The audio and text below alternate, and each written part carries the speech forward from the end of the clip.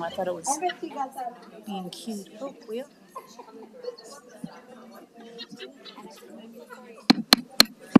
Good evening, everyone.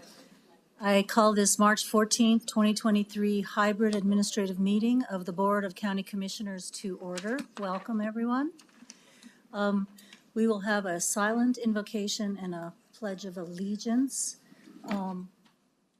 Vice Chair Barboa will lead the Pledge of Allegiance. And a moment of silence first, please.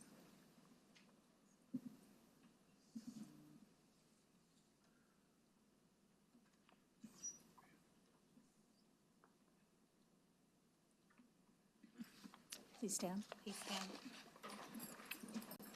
I pledge allegiance to the flag of the United States of America and to the republic for which it stands, one nation, under God, indivisible, with liberty and justice for all.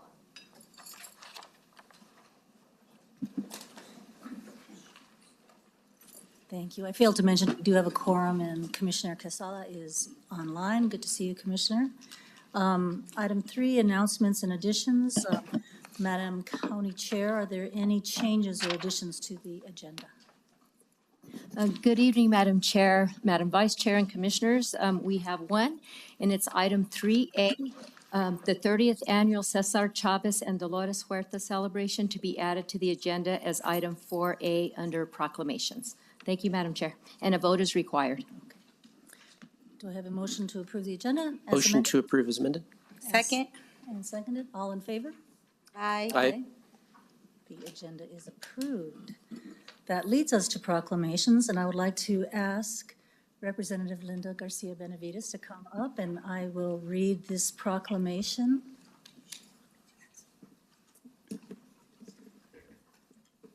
Thank you for coming. To see you. This is sponsored by the County Commission of Bernalillo County. Whereas Cesar Estrada Chavez was born on March 31st, 1927 near Yuma, Arizona, and became one of the best known Latino American activists for civil and workers' rights in our nation's history, bringing justice to tens of thousands of farm workers. And Dolores Huerta, born April 10th, 1930, is still working to bring justice to millions of people around the country and has become the most influential advocate of civil and workers' rights today. And whereas farm workers at the time were subjected to inhumane treatment, working in hazardous, toxic, and unhealthy conditions without toilets or drinking water, exploited through low wages, and excluded from union representation. And whereas Cesar Chavez and Dolores Huerta dedicated themselves to the cause of justice and representation for farm workers, co-founding the National Farm Workers Association Union in 1962, directing the Community Services Organization, and leading historic boycotts, marches, and strikes throughout the nation, immortalizing the movement through the slogan of "Si se puede," yes we can. Whereas their guidance and courage has served as an inspiration for social justice across the country, posthumously earning Cesar Chavez the Presidential Medal of Freedom and seeing countless streets, parks, and schools named after him. Dolores Huerta was awarded the Presidential Medal of Freedom in 2012 and has been honored with many accolades.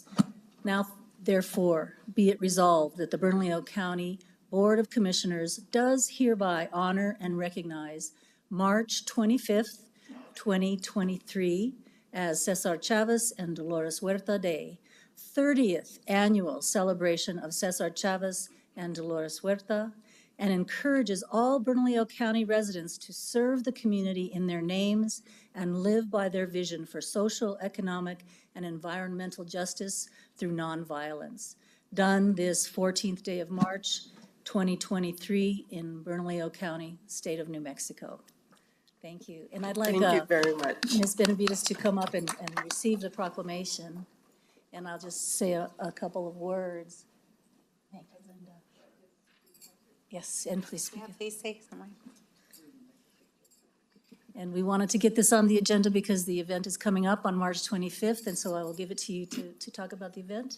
Yes, thank you very, very much. This is such an honor, not only for Cesar Chavez and Dolores Huerta. She will be here on the 25th. She'll be 93 April 10th, and so for her to do this. This is our 30th annual celebration, the only one in the country. And we're having it at the National Hispanic Cultural Center, which is also the only center of its sort in the country. So we're inviting all of you to come and to celebrate. There will be what you call a Marcha de Justicia from 10 to 12. And then the big fiesta, which will be music, celebration, poetry, dancing, Si Se Puede Awards from 12 to 3. So we would love for all of you to come. I am the RCCC, or Recuerdo Cesar Chavez Dolores Huerta chair. And this is Lala Gonzalez. She is the event coordinator for this whole event. So we thank you from the bottom of our hearts for this. And we hope that all of you will join us. Thank you. Thank you for your good work. Yes. Stop for a little photo op.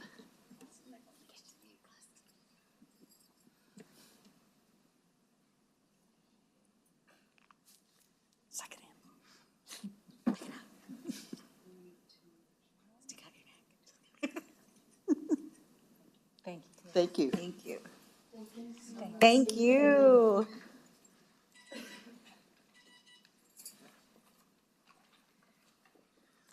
Okay, we'll move on to agenda item number 5.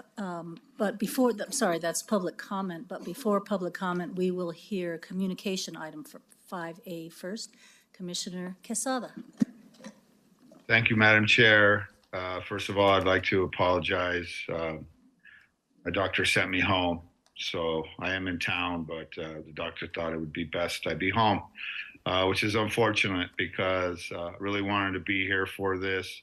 And so if we had Nora and Ron and Vince come up to the podium, it would probably be best that they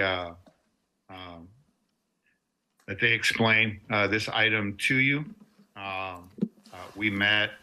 I think it's something that is very innovative and I think necessary. And as you know, many times we've had upcoming technologies come through New Mexico and they weren't supported and they kind of moved on to other states. So I was very excited to bring this particular item to the commission and and to the state of New Mexico. And so with that just being said, I will turn it over to the presenters who have 5 minutes. Thank you, Madam Chair.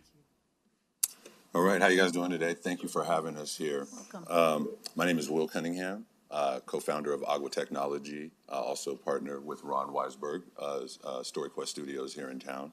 And today what we want to talk about, if you get the next slide. We just want to talk a little bit about our team. We come from a diverse background. We have venture capital, we have tech, we have the music industry, and Silicon Valley also present in our board so that we make sound decisions going forward with such a huge technology. Yeah, we go to the next one. Okay, so really quickly before we get into stuff, a little bit more detail of how this technology could streamline you guys, we talk about our product right now that is unique and proprietary because it actually ties in.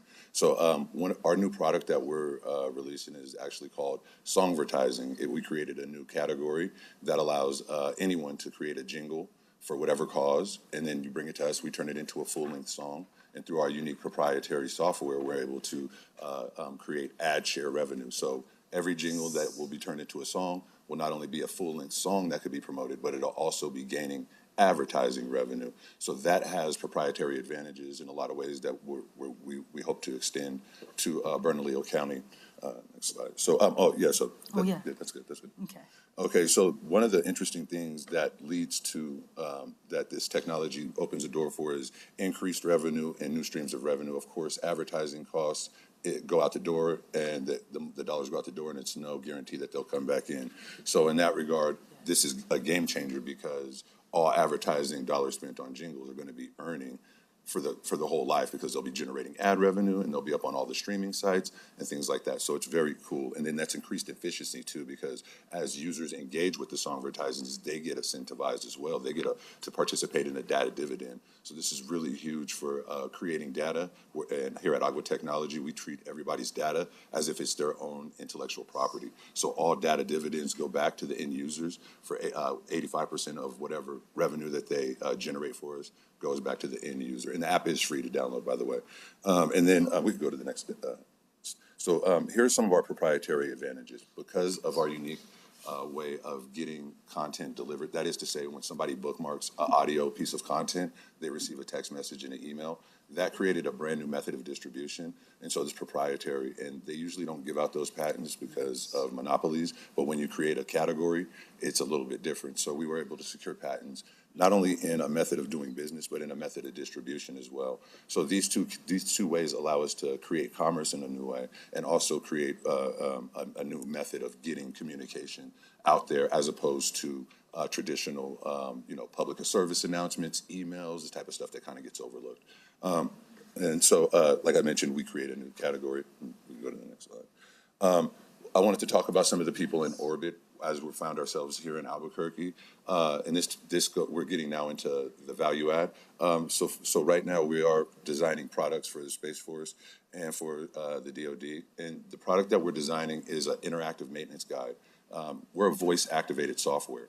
So we deal with voice interaction, voice authentication, even incorporating unique sounds that actually are more secure than traditional paperwork. So we're talking about voice authentication, which reduces the need for, or the possibility for fraud and duplication and authentication and things like that. So voice authentication is much more harder to duplicate than a signature. So this is we have a lot of interest in the DoD and in the Space Force, particularly Air Force, and then across all branches of military.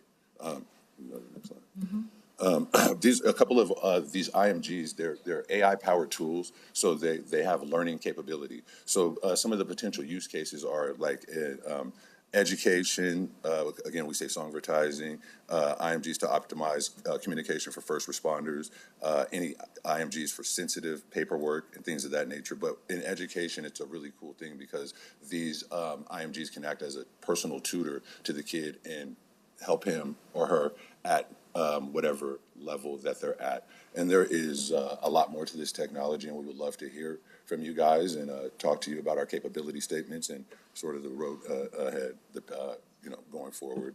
We do have capability statements ready, proposals ready, and we just look forward to hearing from you guys and adding as much value as we possibly can. Thank you for listening to us. Thanks. Thank you.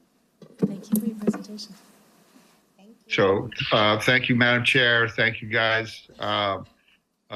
So basically, I think what they're just really looking for at this point is to see if we can support them, and not financially, but at this point, letters of support, really moving this technology forward, and really looking at how this company could grow through the state of New Mexico.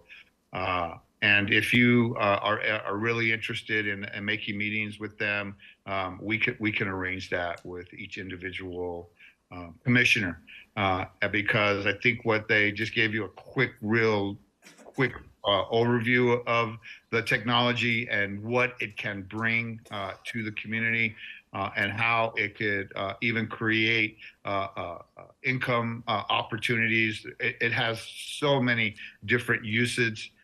And so I'm hoping that, after this discussion, you will, as commissioners, reach out to this team and make meetings and learn for yourself how important and how awesome this whole technology is. So with that being said, we appreciate your time, fellow commissioners, and I'll turn it back over to you, Madam Chair. Thank you. Thank you, Commissioner Casella. Okay, I will move on to public comment now. We have a list of folks calling in or here in person. You will have 2 minutes to share your comments. You will then be notified when your time is up. For those participating via Zoom, you will be muted and moved to the waiting room. Should any of the commissioners have follow-up questions to your comments, you will have an opportunity to answer. Julianne, how many do we have signed up? And please name the first few. Madam Chair, we have 6 signed up. All speakers are present in person. Thank you. When I call your name, if you can make your way down to the podium, starting off with Dawn Schrader, followed by Ramona Goolsby, followed by Pamela Hansen.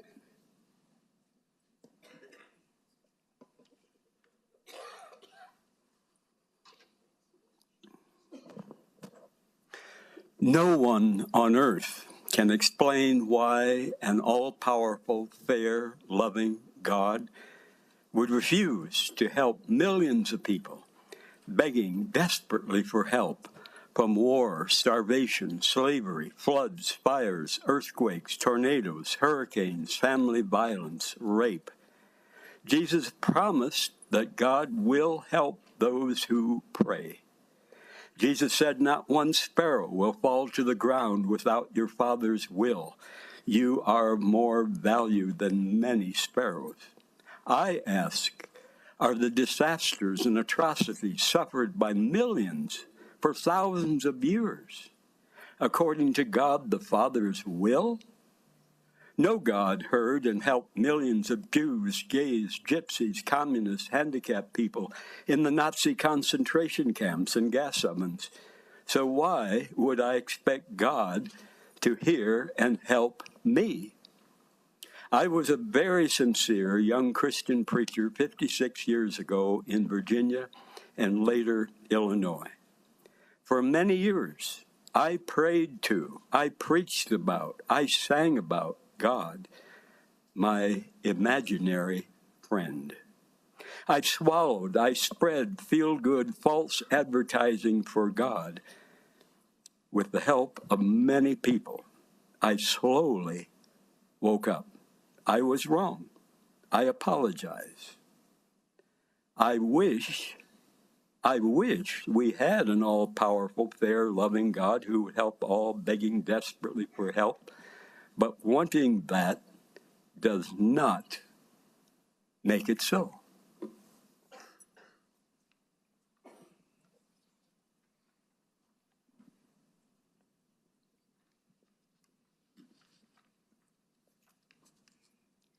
Good evening, Madam Chair, Committee, or Commissioners, sorry. My name is Ramona Goolsby, and I am here tonight with some information that I have put together for Better Together New Mexico. They asked me to do a leadership training on voting and the voting process. I gave a copy to Ms. Baca. I believe she has that. I don't know, have you distributed? Okay, great, excellent. And I hope you enjoy the information. I have been going to the legislation. I've seen Commissioner Barboa and Olivas there talking about HB 4. I hope everyone's had the opportunity to read the Albuquerque Journal Friday issue. I believe they had some information on that, and SB 180. One of my main concerns about that is the lack of openness that's going to take place if SB 180, because of the change in the IPRA laws. There's still time to talk to your representatives and your senators about that, the importance of openness in government. You all can appreciate that. With that, I want to say thank you for your time. Thank you, ma'am. Pamela Hansen, followed by Rob Lemming, followed by Jakia.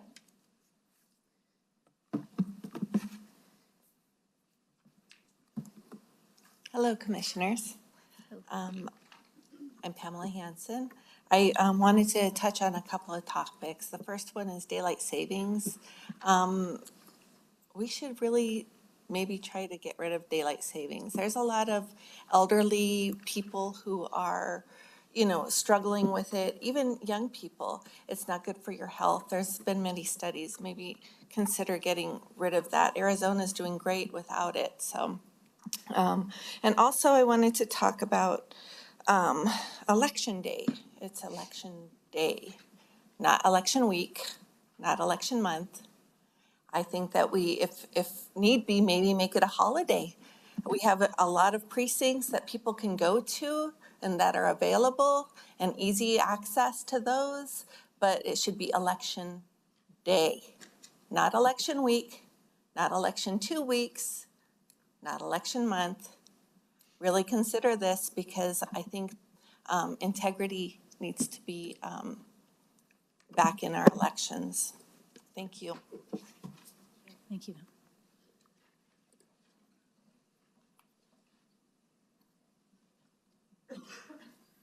Madam Chair, Commissioners, my name is Rob Lemming. I'm the Community Manager with PNM and the single point of contact for the Commission and Administration. PNM is not here to take a position on the administrative resolution authorizing membership of Bernalillo County in the Coalition of Sustainable Communities, but we do want to take this opportunity to highlight that PNM has worked extensively over the last several years with Bernalillo County staff in meeting your sustainability goals. PNM, per our clean energy goals, is projected to be 61% carbon-free with over 45% renewables by the end of 2023, which is well past the benchmark set forth by the Energy Transition Act. PNM is here as a resource to continue in the partnership in development of the county's sustainability goals and efforts. And we have made significant headway with the county energy development projects such as Solar Direct, which delivers 1.5 megawatts of clean renewable energy to the county. Sustainability and renewable energy development are key priorities for PNM's accelerated efforts to achieve New Mexico's carbon-free future. And before I go, I would like the Commission and others here today to know about our low-income fair happening on this Thursday, March 16th, at the Alamosa Community Center in Southwest Albuquerque from noon to 2 p.m. And this is part of our effort to help lower income families who are struggling to pay their electricity bill. It's a pleasure being here this evening to have this opportunity to be in front of you and support the county's sustainability goals. Thank you very much. Thank you, Mr. Lemming. Jakia, followed by Tadnaminsky.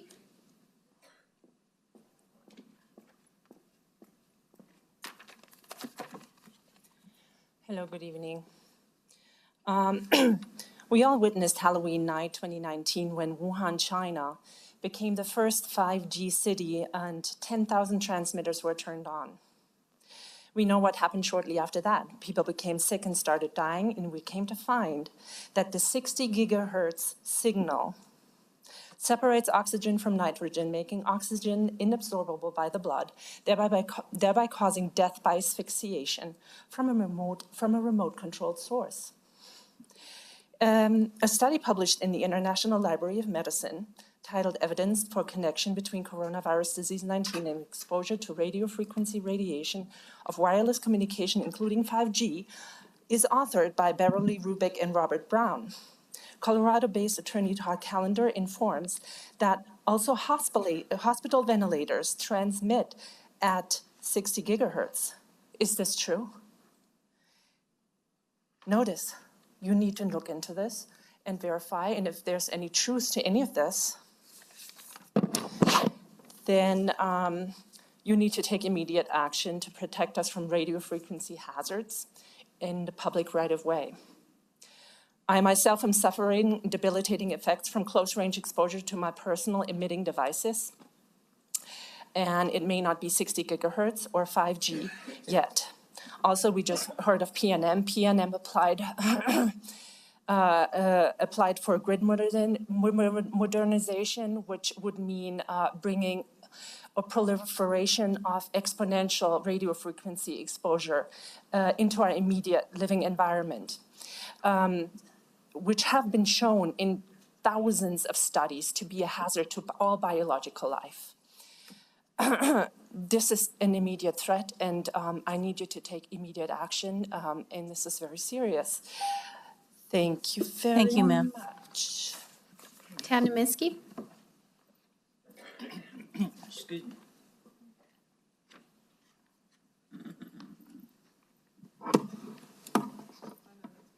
Oh, the belongs to county.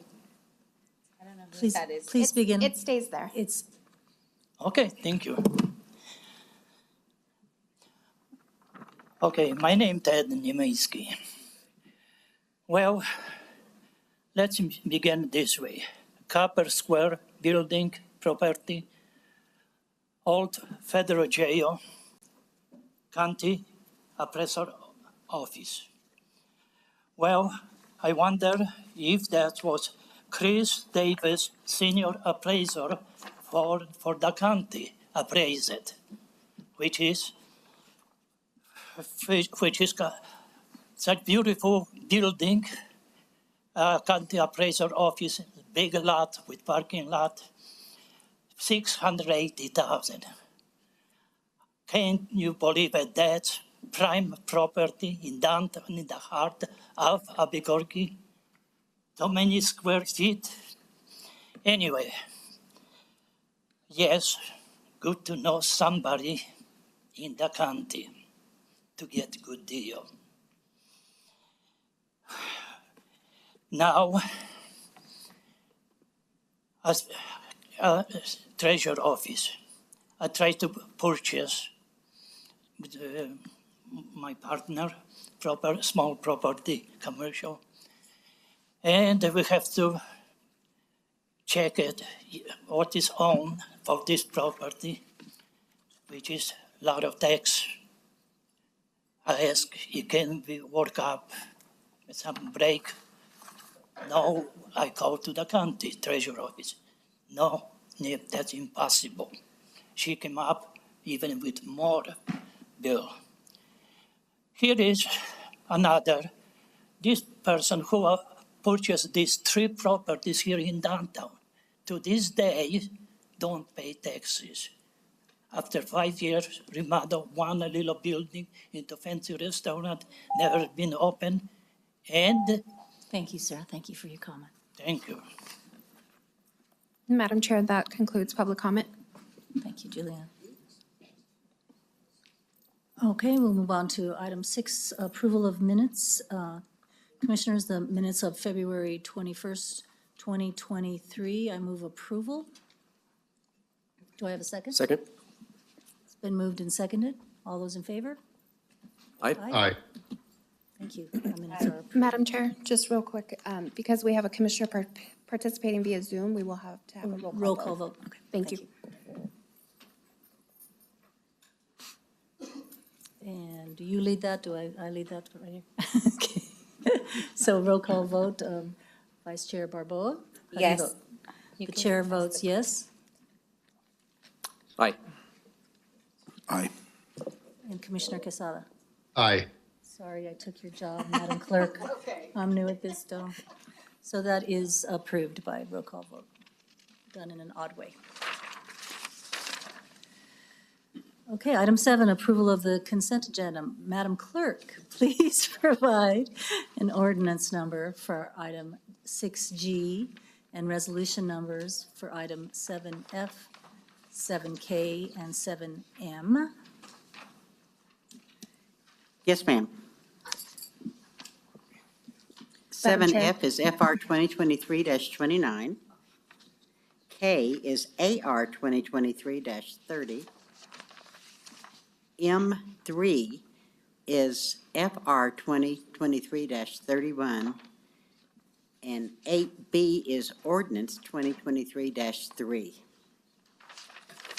Thank you, Madam Clerk. The consent agenda has been published and made available to the public. Therefore, I move to approve the consent agenda. Do I have a second? All those, do I have a second? Second. And we need a roll call vote again. Madam. Commissioner Benson. Aye.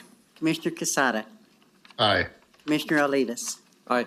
Vice Chair Barboa. Aye. Madam Chair Baca. Aye. So called. Thank you. Madam Chair. Commissioner Casada. Thank you, Madam Chair. I just want to thank Bianca and Encinas for taking on representing us again on the Arts Board. She's done a fantastic job since I've taken her there. She's really helped with transparency and looking how all the arts money has been spent, and she's done a tremendous job. And she's super busy, as you all know that.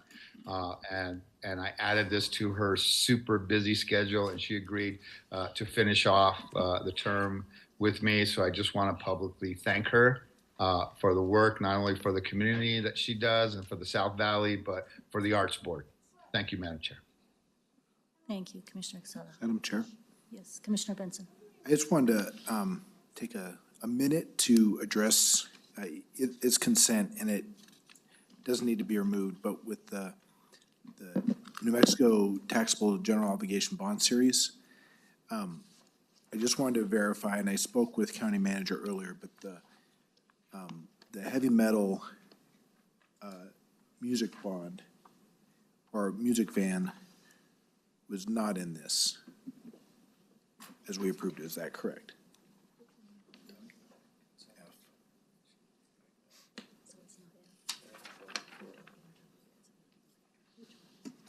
Talking about the 2023 capital. Which one is it? This one. E. Sorry, Madam Chair. E, not F. Madam County Manager. Sure. Would you address that? Absolutely. I just wanted to let you know that that particular, there is one thing, so it's, let me see, just so everybody knows, we're talking about item E, capital outlay resolution amendment on the consent. And so what I wanted to address, you were asking about the heavy metal item that was in the resolution. And so that was just human error. We did not take it off of the resolution. It should have been removed from the resolution. I withdrew the request to Santa Fe. I had withdrawn it several weeks ago. And so I want to assure you, no money has come into the county. We didn't request any money for it, nor did any money go out. So there was no money that was, went out. The public's money did not go out for this. So I just wanted to let you know that. And it was just human error. We withdrew it, and we did not remove it from the resolution. And that's what we're doing. Thank you, Madam Chair. Thank you. And point of order, so the consent agenda has been approved as is, so we. Correct. Okay, so it was just a question, yeah. No, it was just a point of clarification. Thank you. Yeah, thank you. Commissioner Benson. Not going to belabor it. I did want to make one point, just because it's mentioned, that, and I think people may have seen the Larry Barker show or whatever, but that Southwest Center for Culture and Treble Music are legit organizations that are that went through the process to seek capital outlay dollars. And it's a legit process, and they're both legit organizations. I just don't want whatever confusion is happening to seem like they did not complete the process, and so that's why they're not on our list of priority funding. But I just wanted to clear their name. They are legit organizations that are trying to lift music, and specifically New Mexican music. So I just wanted. And if I may, Madam Chair, Commissioner Barboa, that's correct. The application was incomplete, and so we couldn't process it. I mean, so, and at that point, I had to withdraw it. Thank you. Thanks for letting me clarify. Thanks for the comments. We'll move on to item 8, adoption of ordinance and amendment to the county code. Commissioner Olivas and Commissioner Benson to present. Thank you, Madam Chair. I wanted to just give a brief introduction on this ordinance. I want to thank our county legal staff and Mr. Brian Lindley, who worked on this to draft this ordinance in coordination with my office and Commissioner Benson. This is an ordinance that'll bring our county policy in line with what the city recently did. We saw that they adopted a secondhand catalytic converter purchase ordinance. Really, the intent of this is to crack down on the ability to buy and sell secondhand catalytic converters. I don't want to get too much into my own personal story here, but I actually witnessed one of these thefts right in front of me as I was sitting in a parking lot. Watched a crew of guys come up on a car, jack the car up, run under it, and cut this device off in a matter of less than a minute, really. So this is a real crime that's happening every day in our community, multiple times a day, to working families, to everyone in this community. It really is not discriminatory. And so I think that this is something that really hits people hard where it hurts. This is for many people, maybe your primary means of transportation.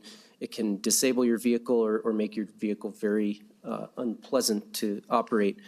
And I think it also has environmental implications when you consider that this is removing an emissions control device that's attached to a vehicle and is required by federal law to be attached to these vehicles. So this really strengthens our regulations as a county in our ability to monitor and police the trade of these devices and make it a little more difficult for criminal operators to sell these devices to legitimate secondhand resellers. So it really just strengthens those reporting requirements, adds some record-keeping requirements for them, and is in line with exactly what the city is doing. So this will really make this so that we have a uniform, seamless regulatory authority here in Bernalillo County. The city is doing it. The county will be doing it if and when we adopt this ordinance. So again, I want to thank our staff for their work on this and thank Commissioner Benson for sponsoring this with me.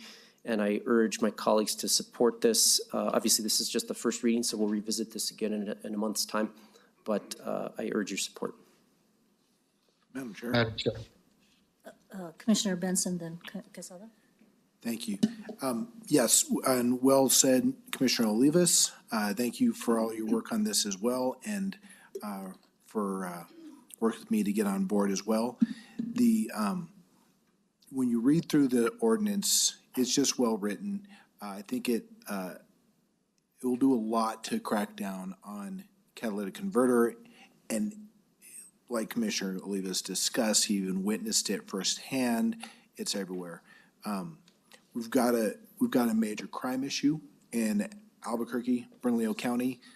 Actually, 5 minutes before our meeting started, I got a call from one of my stores, a Baskin-Robbins store. It was robbed again. Crime is out of control, and we've got to crack down on it, which is why we need to support our law enforcement and create tougher rules in the books to make it harder to be a criminal and easier to be a good guy. So I think this is a good step in the right direction. Thank you. Thank you, Commissioner Benson. You two are two of the good guys. Commissioner Quesada. Thank you, Madam Chair. Yeah, I definitely support this, but I just have some questions on. I'm confused on what they do with the catalytic converter. That comes on every car, and so they cut them off. And I just want to know for myself, they cut them off and they sell them to who? Because every car should already have them. So I'm just trying to understand the market of this. I know it's happening, so I'm not disagreeing that it's happening because I know it's happening. I'm just wondering if either Commissioner Olivas or Commissioner Benson knows how these people are making money off of them. Because I know every car already has them. They're obviously stealing them, and I know that. How has this become a criminal enterprise? If you know that would be great, I think, for the public to hear. Thank you, Madam Chair. Yes, Commissioner Olivas. Thank you, Madam Chair. Commissioner Quesada, I'm happy to do my best to try to answer that question. I'm not an expert on the chemistry and the kind of technical process of how these work. But in simplicity, there are a number of precious metals inside of those devices that are utilized to capture harmful toxic chemicals that would otherwise be released into the environment as pollutants. So using the chemistry of those metals, these things operate on vehicles to reduce emissions. But we know that precious metals also have high monetary values, so I believe there's metals, palladium, nickel, I don't know exactly what metals they are, platinum, but those carry significant value. And so then these devices are sold to, legitimate, reputable dealers of secondhand metals for, really pennies on the dollar relative to what it costs to replace them. I don't know what these go for on the resale market, but I know that a repair, depending on the make and model of a vehicle, and for example, I believe a Prius has 2 of these. So, depending on the type of vehicle that you're driving and the number of these devices, this can cost in the thousands of dollars, anywhere from $1,000 to $3,000 or $4,000. So it's a significant replacement cost for a relatively small criminal gain. Hope that answers your question. Yeah, thank you, Commissioner. I just didn't know. So I thought they were stealing catalytic converters and then selling them for other cars. I didn't know they were actually going for the metal. So it's sort of like, when they go to a construction site and steal all the copper or abandoned homes, they go after the metal and the copper and the wiring. So I just wanted the community to know what the purpose was to stealing those, because I was trying to wrap my head around who are they going to sell a catalytic converter to when all cars already have catalytic converters? So thank you so much for answering that question. And now we know, why they're going after them. So I appreciate this, and I'm happy to support your ordinance. Thank you, Chair. Commissioner Benson.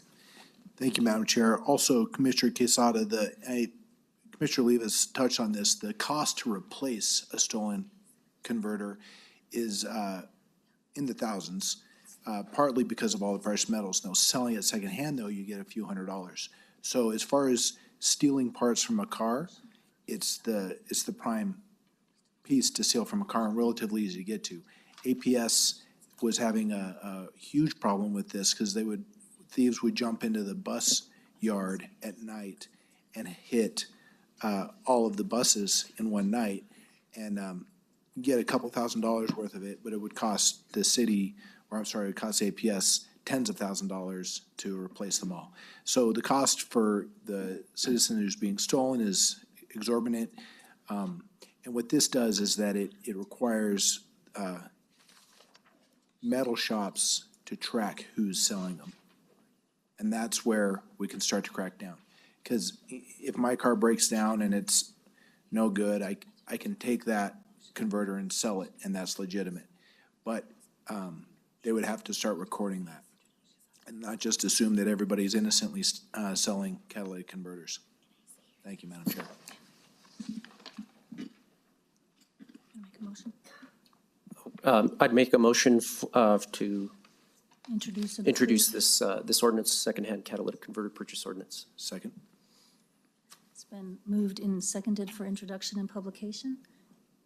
Madam Clerk, a roll call vote. I'm ready. Commissioner Benson. Aye. Commissioner Quesada.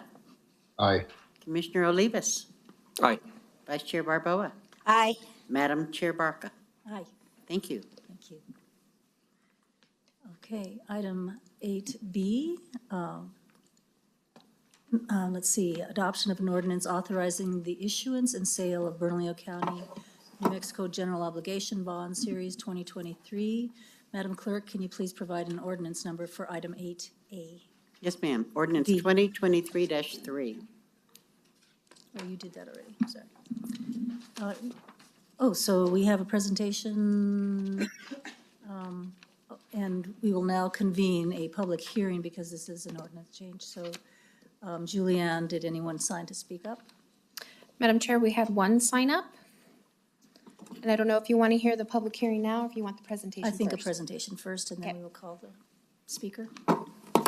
Madam Chair, members of the commission, my name is Denise Benavides. I'm the Principal Financial Analyst for the Finance Division. With me, I have Jill Sweeney from Sherman and Howard. She is the county's bond counsel. On January 24th of 2023, the commission approved the publication of the notice of intent to adopt the ordinance authorizing the issuance and sale of the Bernalillo County, New Mexico General Obligation Bond Series 2023 in an aggregate principal amount not to exceed $17,970,000. The notice has been published for the required 30 days. At this time, the Finance Division is recommending the adoption of this ordinance. Proceeds from this sale will be used for roads, storm drain, parks and recreation, facility improvements, fleet and heavy equipment, and the library. The county completed their rating agency presentation for Standard & Poor's on March 1st. The rating agency presentation for Moody's and Fitch was on March 3rd.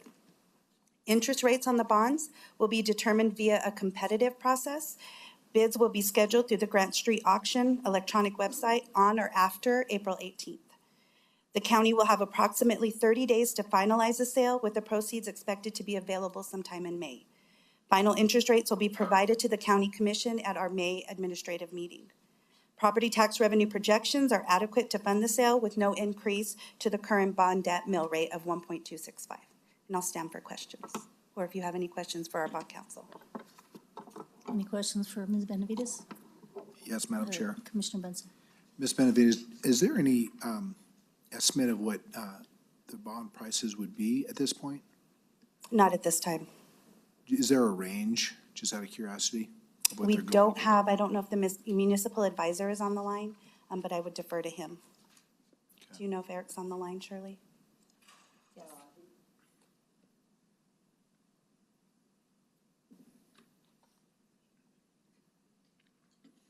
He was going to be on the line. In terms of a range, Commissioner, I don't know that there is at this point in time. It'll depend on the bidding, because it goes out on a platform, and they bid at that point in time, so it'll be based on whatever the bidders do that would determine the range. Sure. Commissioner, They it would can- sorry. Go ahead. It would also depend on the rating that the county receives. So we have done our presentations. Our rating should be in around April 4th. So that's always going to be a determining factor as well, is how the county is rated. Currently, the county is rated at a AAA, so usually we get the best rates, but we won't know that until April 4th. I expect the county to continue the AAA rating, thanks to all, Shirley and yourself and your whole team. But the reason I'm asking is because of the rate hikes recently, and short-term bonds are high, around 5% even right now, or short-term treasuries. And so that would have a definite impact on our budget, paying back a much higher interest rate. And so I'll be curious to see what the bids come back at and how that affects our budget. Yeah. And Commissioner, one thing we'll do is at the time, around that time, what we typically do is look at what the market is doing, and we may defer a day or two the actual sale, just depending on how the market is performing. In the past, it's, been in the 3% range or less, but of course, the market has risen and interest rates have risen, so it's kind of hard to tell right now. Sure. Okay, thank you. Thank you. Any other questions? Yes, Vice Chair Barboa. I just want to make a comment. Thank you, and thank you to Shirley. I got to attend. Thank you to Chair Bach. I got to attend one of the bond rating or the presentations, and y'all did excellent. It's really honor to see how great, how well prepared and reputable and respectable our work is. So I just want to recognize that work of you all and our director, Shirley Reagan. Thank you. Okay, if nothing further, we'll hear from a public speaker. So the one public speaker that signed up is Jakia. And that concludes the public hearing. Okay, that concludes the public hearing. Do I have a motion to adopt ordinance 2023-3, authorizing the issuance of state Bernalillo County, New Mexico General Obligation Bonds, Series 2023? So moved. Second. It's been moved and seconded. And Madam Clerk? Commissioner Benson. Aye. Commissioner Casada. Aye. Commissioner Olivas. Aye. Vice Chair Barboa. Aye. Madam Chair Baca. Aye. Thank you, Ms. Benavides. We move on to agenda item 9, adoption of resolutions. Madam Clerk, will you please provide a resolution number for AR 2023? Yes, ma'am. 9A is AR 2023-32. And this is my resolution on the Coalition of Sustainable Communities in New Mexico. You all have received this in your packet, but this is simply a coalition or a collaboration. And Mr. Lemming, thank you very much for speaking, because really what this does is it brings us to the table with other actually large cities and counties in New Mexico who are committed to developing a common understanding, aligning our interests, and working together for the idea of a sustainable communities and addressing climate change. And what the group, that includes the city of Santa Fe, the county of Santa Fe, Las Cruces, Albuquerque, Los Alamos, Taos, Las Cruces, I said that. It's a nonprofit with a fiscal sponsorship by Santa Fe, but it's a membership organization. So what this means is that the Bernalillo County, based on our population, will be paying $16,700 to be a member of this collaborative. And it's really, it's part of the Urban Sustainability Directors Network. I guess I would just say quickly, you know, they take the lead in reducing carbon emissions as well as adapting to climate change, promote sustainability. They have a commitment to advocate for legislation, collaborate and network, and develop solutions through collaboration and coordinated effort. So I urge your support. I think it's a good group of folks, and it's good for us to be at the table talking about this very important issue. And I stand for questions. Madam Chair. Commissioner Benson. With the presentation that we did receive earlier, how would this impact? So let me start by saying my house is a registered greenhouse with solar and electric appliances and stuff I can't even figure out. But so I'm in favor of the sustainability aspect, but in terms of hitting goals for New Mexico, we've got some aggressive goals. PNM is doing a good job of working as hard as they can towards those, even in the face of closing down power plants and everything. But there's also economies of scale, and that's my question on this is, how would this help New Mexico achieve those goals, especially with our public utilities, as a joining member, especially since this costs taxpayer dollars? Thank you, Commissioner Benson. I guess the way I would answer is what I've already said. I think it's really good for us to be at the table with this group. The cities and counties I mentioned is something like 40% of the population of the state. So there are folks talking about this. They talk about best practices, solutions developing an energy transition roadmap. I know we have that with the ETA and we're working on that, but I think it behooves us to be at the table talking with our partners in other communities. They focus governments on shared sustainability challenges, and it's been developed, I think, to guide members in meeting legislative sustainable priorities. So I think it's a small amount of our larger budget for us to be at the table talking with our peers and working on the very important goal of sustainability, developing sustainable communities, and addressing the big challenge of climate change. So that's how I look at it. Thank you, Madam Chair. The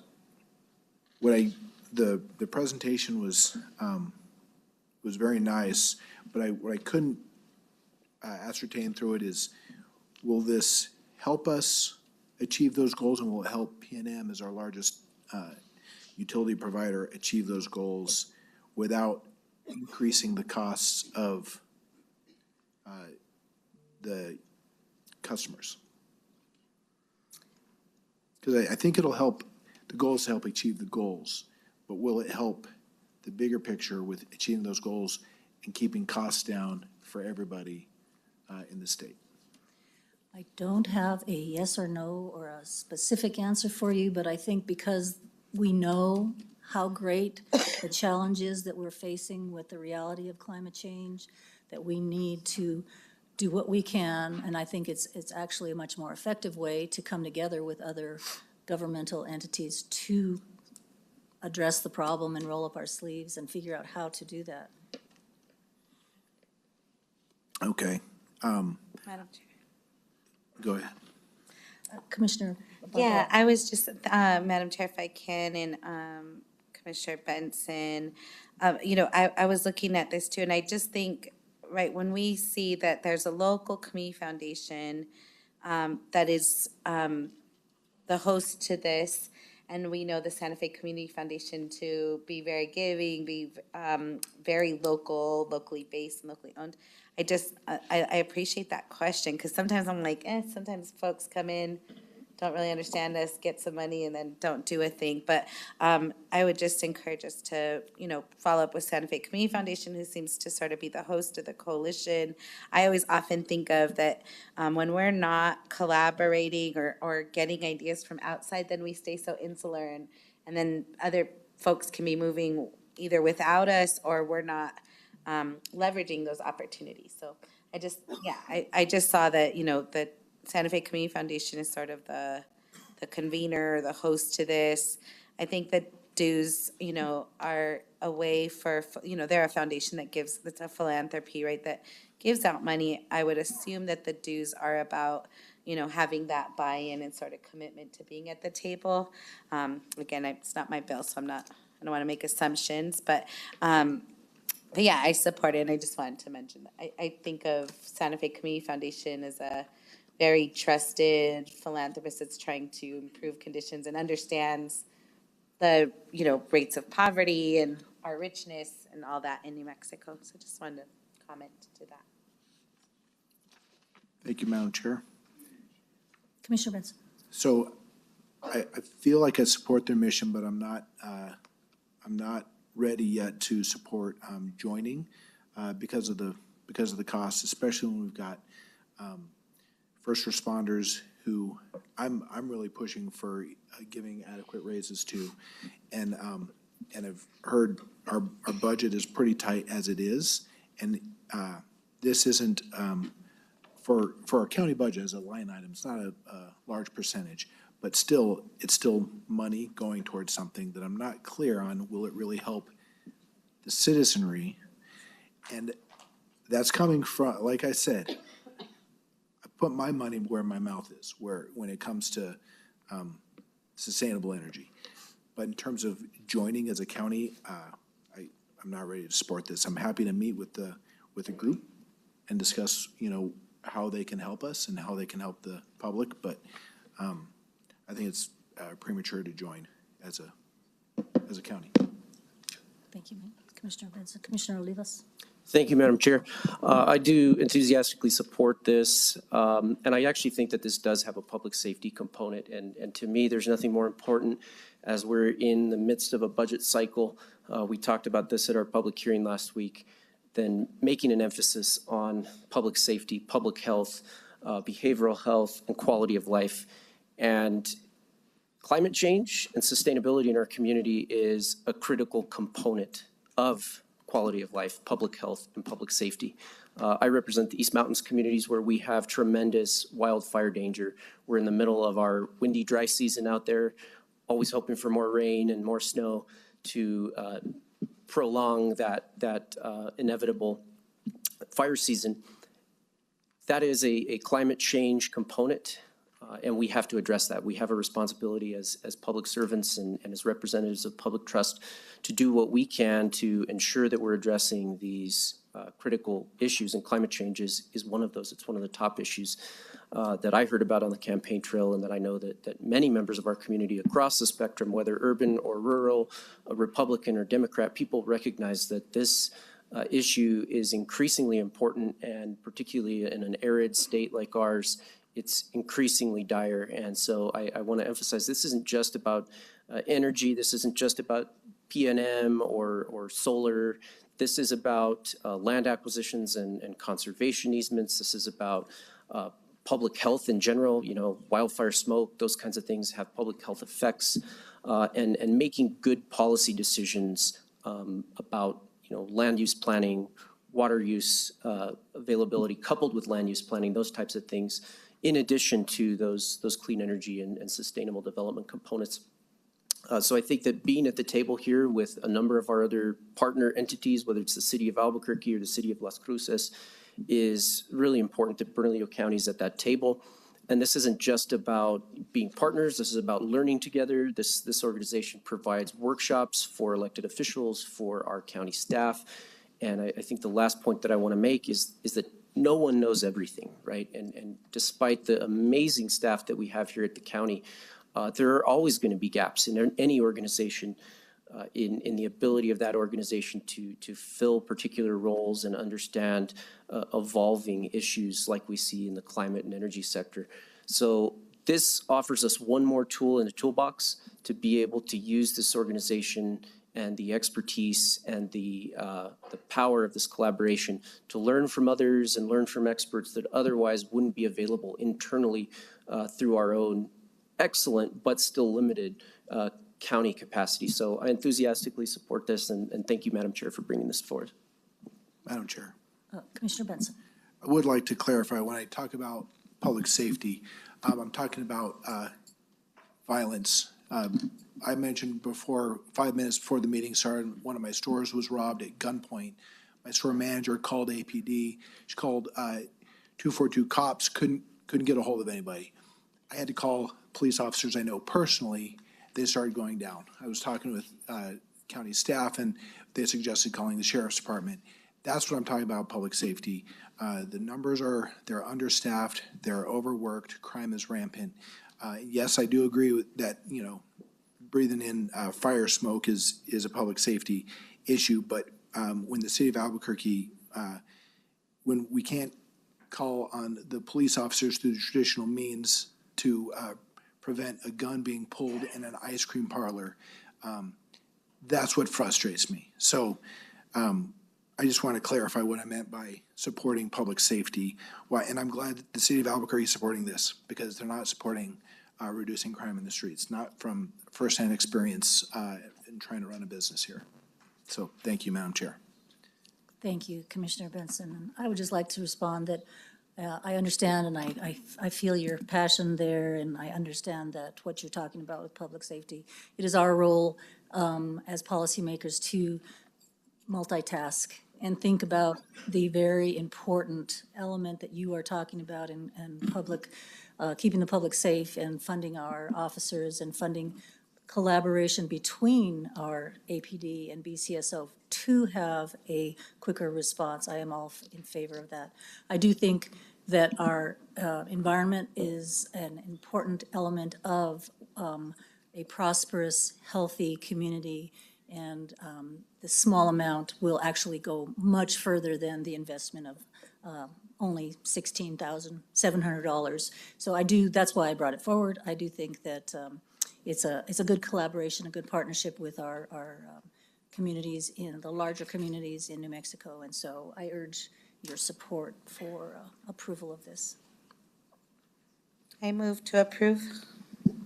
It's been moved and seconded. Madam Clerk? Commissioner Benson? No. Commissioner Quesada? Aye. Commissioner Olivas? Aye. Vice Chair Barboa? Aye. Madam Chair Baca? Aye. Thank you. We move on to 9B, legal. This is a settlement agreement between Bernalillo County and New Mexico Department of Transportation relating to the sale of excess right-of-way on Paseo del Norte. Madam Clerk, will you please provide a resolution number? Yes, ma'am. 9B3 is FR 2023-33.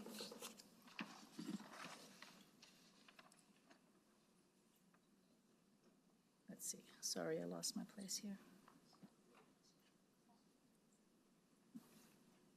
Okay, I'm sorry. County Attorney Kid Martinez and Deputy County Manager.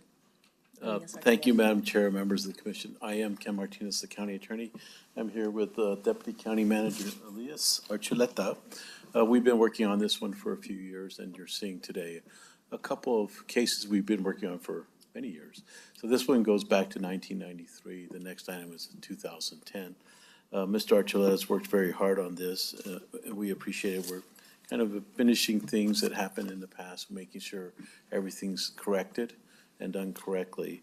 And with that, I'll turn it over to Mr. Elias Archuleta, and he also has folks from the Department of Transportation if additional questions are needed.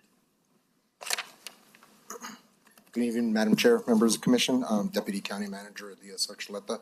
And with us tonight, we have Executive Director Rick Padilla from the Mexico Department of Transportation and Sharon Cruz, who's the TLBA coordinator for NMDOT.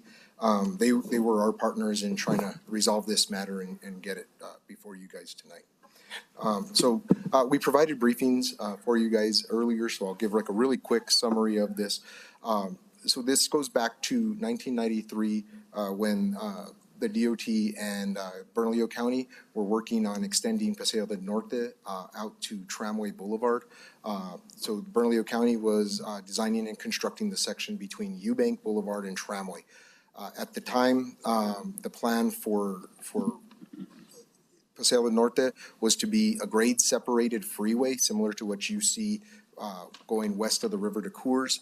Once construction was completed, the agencies, which included the Middle Rio Grande Council of Governments, Bernalillo County, New Mexico DOT, and City of Albuquerque, made the decision that a freeway wouldn't be suitable or needed for that section. At that point, the county looked at the right-of-way that was purchased and determined that we purchased more than we needed to. So we went ahead and had come up with a proposal to sell some excess right-of-way, take those proceeds and use it on a subsequent federally eligible project. We made the request, but we didn't follow through. There wasn't follow-through, and there didn't get an approval from either DOT or federal highways at the time, and the county proceeded to do the sale and use those proceeds. In 2012, as the DOT and the county were trying to go back and complete the road exchange agreement for Paseo del Norte, the DOT became aware of the sale and advised the county that we needed to rectify it. Time passed, some work was done here and there, but it basically kind of fell in the back burners on both agencies till about 2020, when the team that we have here kind of resurrected it. Sharon reached out to the county, to myself, to former DCM Roger Paul, to rectify it. And what was the issue that we're looking for is the county sold 21 parcels for a little over $3.6 million in proceeds. So we took that and used about $3.4 million on the Isleta Boulevard Phase 2 project, which was the project that reconstructed Isleta from Rio Bravo to Arenal.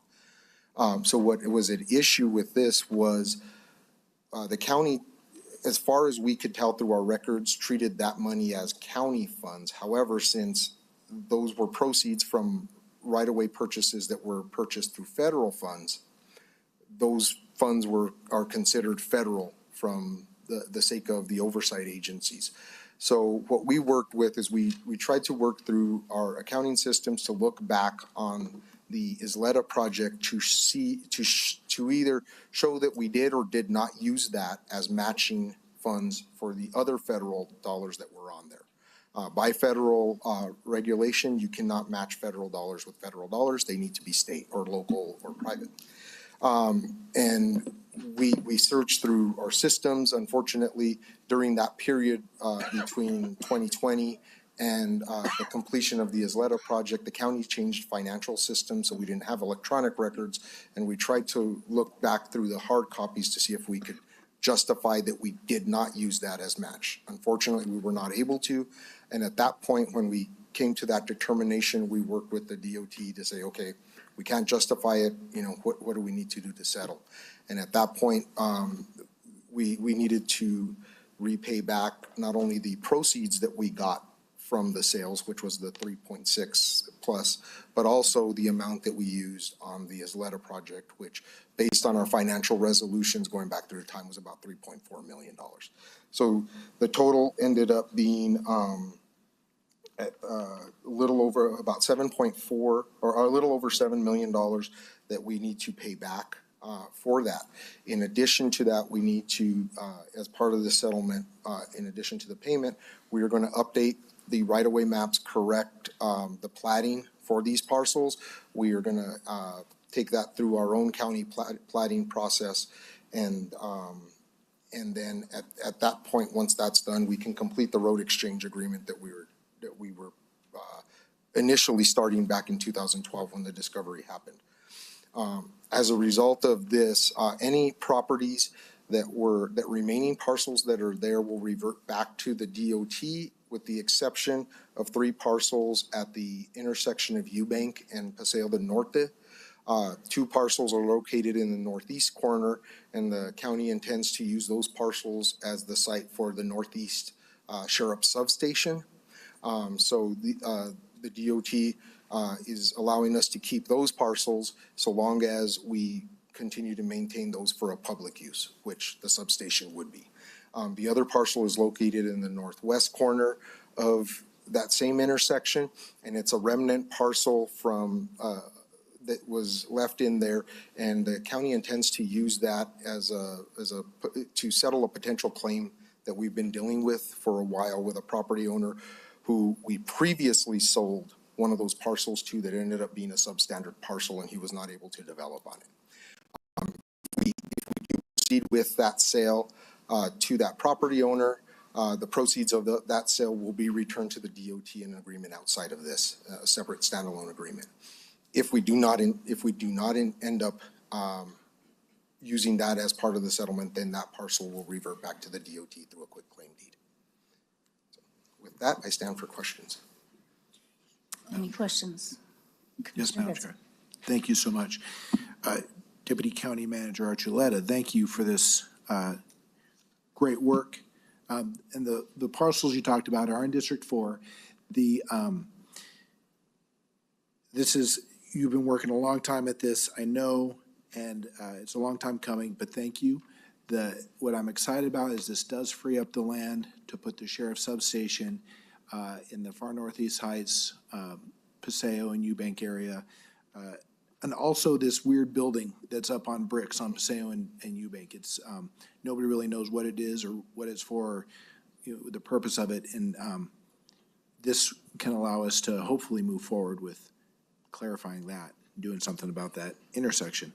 So a lot of hard work went into this, I know, and thank you to the team as well for cleaning up a really messy transaction. So thank you. Thank you, Madam Chair. Commissioner Olivas. Thank you, Madam Chair. Thank you, Mr. Archuleta, for bringing this item. I just had a question on where this funding goes. So to settle this case, we'll be paying the DOT a little over $7 million. Does that go into the state general fund? Does that go back to the state road fund? Is there any guarantee on kind of how that will be used? Madam Chairman, Madam Chair and Commissioner Olivas, that money will go back into the state road fund. Understood. So it'll still be used for roads, maybe not necessarily in Bernalillo County, but that shouldn't have been done that way in the first place. So thank you. Any other comments? If not, I will make a motion to approve the settlement. Second. To authorize the county manager to execute the settlement agreement and approve financial resolution FR 2023-33. And it's been seconded by Commissioner Benson. Madam Clerk? Commissioner Benson. Aye. Commissioner Quesada. Aye. Commissioner Olivas. Aye. Vice Chair Barboa. Aye. Madam Chair Baca. Aye. And that passes. Thank you.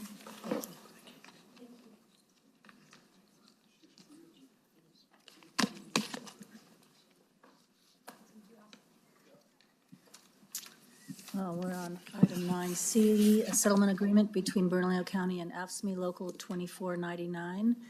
Madam Clerk, can you please provide a resolution number? Yes, ma'am. 9C3 is FR 2023-34. Thank you. Mr. Martinez. Thank you, Madam Chair. Again, Ken Martinez, County Attorney. I'm happy to appear before the Commission today on this item. I'll try to keep it a little shorter because you have guided us and authorized the County Manager and myself to go forward with this to work out this settlement. I think it's a good settlement, and I do ask the Commission to approve it. We would tentatively bring this to you for your approval, and then we'll take it to the court. I think we ought to have a court hearing scheduled to hear it, and I think it's worked out very good. I'd like to start by recognizing the MDC Union AFSCME Local 2499, who's in the House. It's good to have him here, Mr. Trajecki and his members. This has honestly been a collaborative effort at settlement, and I really appreciate it. Honestly, we came forward on working on all these issues together. County manager had convened a meeting to deal with one of our biggest issues that you were concerned with, commissioners, and you had given us authority to work on, which is the understaffing at the jail. We had to work through that. County manager made some very great suggestions approved by you in advance as to salary increases, lateral pay raises, things of that nature. But we also wanted to take care of everything at the table, and one of them was this long pending case. So at that very same table where we worked on that, we started the negotiations to finish this case, and this case had already been through court in a while. It goes back to 2010, as I indicated. It had what's called a lockstep clause or a Me Too clause in a collective bargaining agreement, basically saying at that time there was no money for economics, so we couldn't really give you a pay raise. But if there's money for pay raises for anybody, then we'll match them. And it said that in 2010. Unfortunately, that's kind of a little loose language, and it's hard because if you're going to give any pay raises, you have to look at what it would affect if you do blue or white. How do you do it at MDC? We were able to deal with that clause in negotiations in good faith with the union, and that's no longer in there. And now we're finishing this up, and as you can imagine, it's data intensive and a lot of information. I want to thank Shirley Reagan, who's been extremely helpful on this, both on the data side, payroll side, and in how it would be paid out. In a nutshell, this would allow us to settle this case for, and it's structured in 3 equal payments, kind of like the other one, so that we're not hurting any annual budget tremendously, and it'll be $5 million a year. That $5 million would be spent for $12,575,000 for the reimbursement for those pay raises that weren't paid, and the rest will be going for the legal fees and costs on it. So that payment, it's a lot of money, but it's for a lot of people. Approximately 700 current and former employees are in this list of people, and we're working hand in glove with the union to identify those members, and with Shirley and others to then identify what the payments would be done. Paid in 3 years, we'll get court approval, and then we would start paying those in 3-year increments, counting this as the first year. So we would do that as soon as we could get started and put together the process for it, and then start the next fiscal year, so July of this year, with the second payment and that process, and then be through with the third payment. I think it's a good settlement. Shirley has been very careful about making sure that we're okay with the funds on it. And honestly, County Manager and Deputy County Manager Reagan we have always noted this, with the auditors, and we've presented this. So we've taken a long-term contingent liability and reduced it to a certainty in a payable format, divided over 3 years. And with that, I'm happy to answer any questions. And I can also defer to Shirley or County Manager if there's any other questions, or the union folks who are here in support. Any questions? Sure. Commissioner Benson. Thank you, Mr. Martinez. And well done. Thank you so much. I just wanted to say thank you, Madam Chair, to Mr. Martinez, County Manager, Deputy County Manager. I know that this was a lot of work and so important. And I want to thank the local, 2499 as well. Thank you for everything you do. We need you guys. You guys have an incredible burden. You have a very challenging population that we're trying to get you more resources on, but you're very needed. Thank you so much. And again, back to the county staff as well. Thank you. This is just encouraging. Thank you, Madam Chair. Commissioner Olivas. Thank you, Madam Chair. Thank you, County Attorney Martinez and Ms. Reagan, and especially to our local union folks from MDC. I want to say this, while this is a settlement for past wages owed, this is by definition also an investment in public safety. MDC is a public safety facility. There is an incredible need in that facility to serve that population, and even more so to serve the staff that works with that population. And so whether this is for current staff or much of this will be paid to former staff, I think that, you know, as a county, we have to stand behind our word. And if this was something that, you know, a past, you know, jail manager, county manager agreed to, this is something that we have to stand by and support the men and women that work at that facility and, you know, believed in the word of the county to stand by its public safety workers. So you know, I think this is something we have to support as a commission because it's critical that we support that facility, support the hardworking men and women that work out there, and stand by our word as a county. Not to mention the fact that this also settles a large liability, and I think really opens us up for a new era out there at that facility where, you know, we've got new management, we've got a whole new pay regime, retention incentives, recruitment package, and then, you know, clearing this liability off the books. And we've got a new medical provider coming in that I know we're all really excited about. I think this really just helps us hit the reset button and recommit ourselves to investing in public safety. And I think that's what this does. So thank you. Any further comments?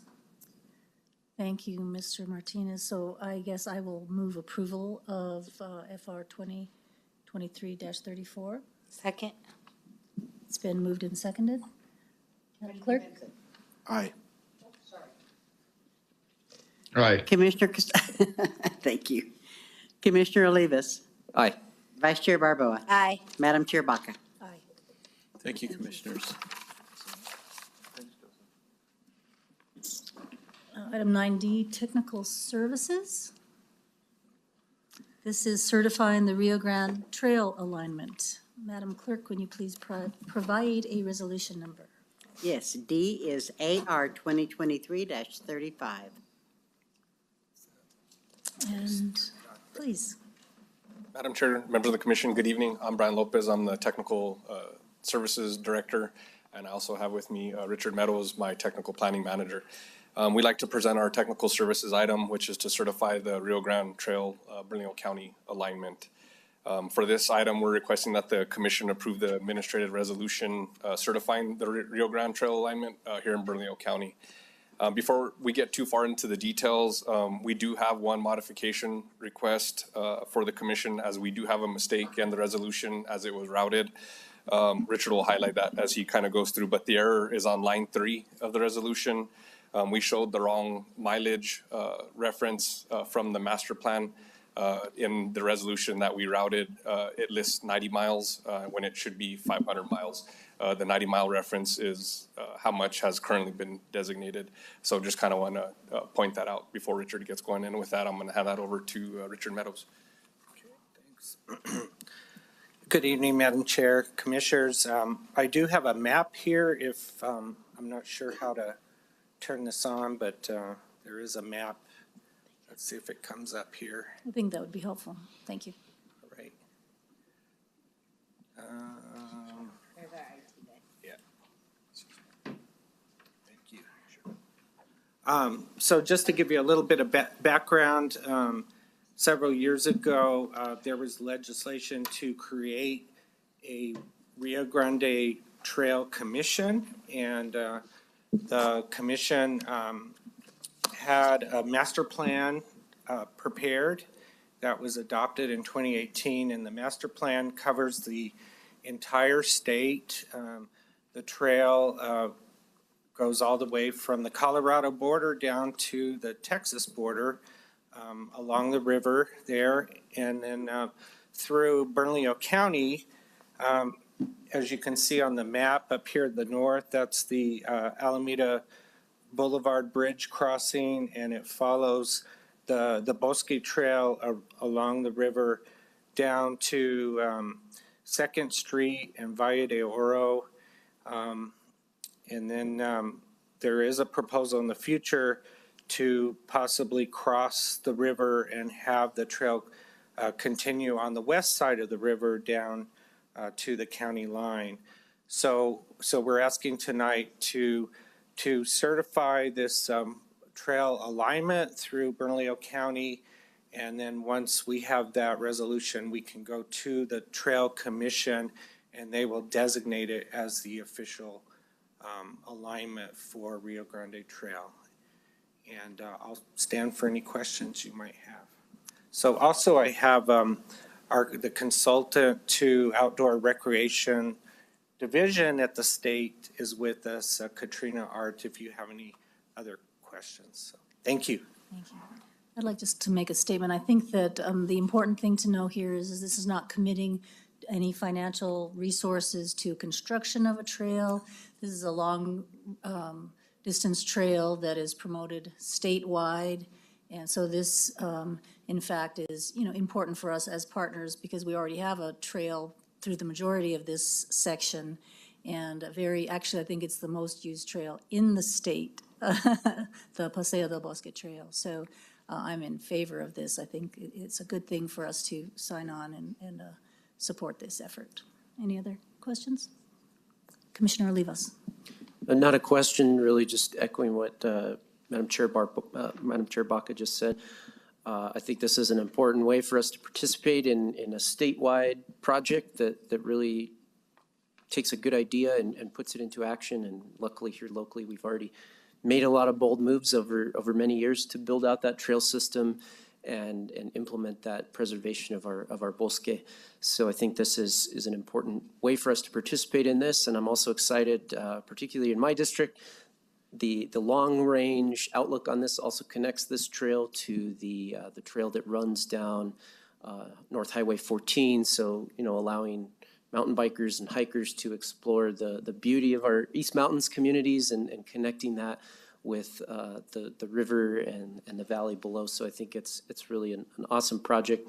And I do, want to add, as I had said in our meeting today on this item, that I hope that as we move through future phases of our trails and parks and recreation planning, that we can at least include some planning effort towards this additional piece that would actually complete the Bernalillo County portion of this, so that as a commission, we can make educated decisions on how to move forward if and when we choose to fund that and devote resources to that. But I enthusiastically support this, and thank you all for your work on it.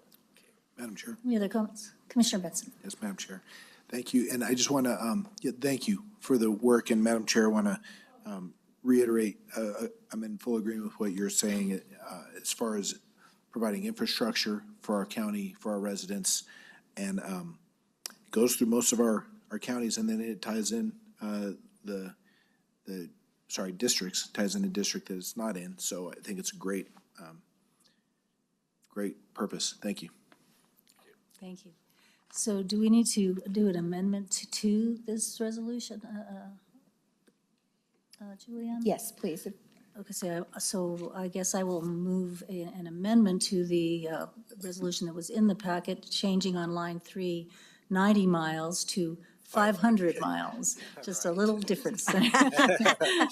So, do I have a second? Second. Yeah. And the amendment has been moved and seconded, and Madam Clerk? Commissioner Benson. Aye. Commissioner Casada.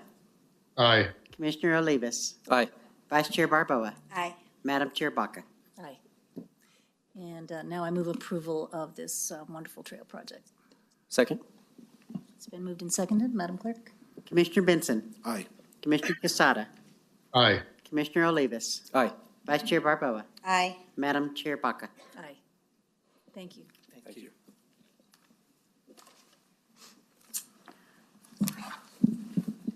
Now we'll move on to agenda item 10, approvals, planning and development services. This is an appeal, and it is, I will read this, appeal ENFC 2020-0263, AR 2022-136, appeal to the Board of County Commissioners. And we have, this is a public hearing, and so we will proceed with an abbreviated version of our standard appeals procedure as follows. First, we will have a staff presentation of 5 minutes. Then we will go into the appellant's presentation of 10 minutes. And thirdly, we will have a staff closure of 5 minutes. And then we will open up to board discussion and questions, followed by an action. Before we start with the staff presentation, Madam Clerk, can you please swear in all of those giving testimony today? Yes, ma'am. May I see the hands of those that are being sworn in? All righty. Would you repeat after me? All those providing testimonies, please stand, raise your right hand, and repeat after me. Do you solemnly swear or affirm that the testimony you are about to give at this hearing shall be the truth and nothing but the truth under penalty of perjury? I do. Thank you. So done. Please, staff. Madam Chair, members of the Commission, good evening. My name is Nicholas Ham. I'm the Acting Director for Bernalillo County's Planning and Development Services Department, here to present to you item number 10A, which, as Madam Chair mentioned, is an appeal of a nuisance abatement case that Planning and Development Services has been working on for approximately 3 years now. A little bit of history about how we got here. So this particular ordinance, the appeal process is, I would describe it as unique.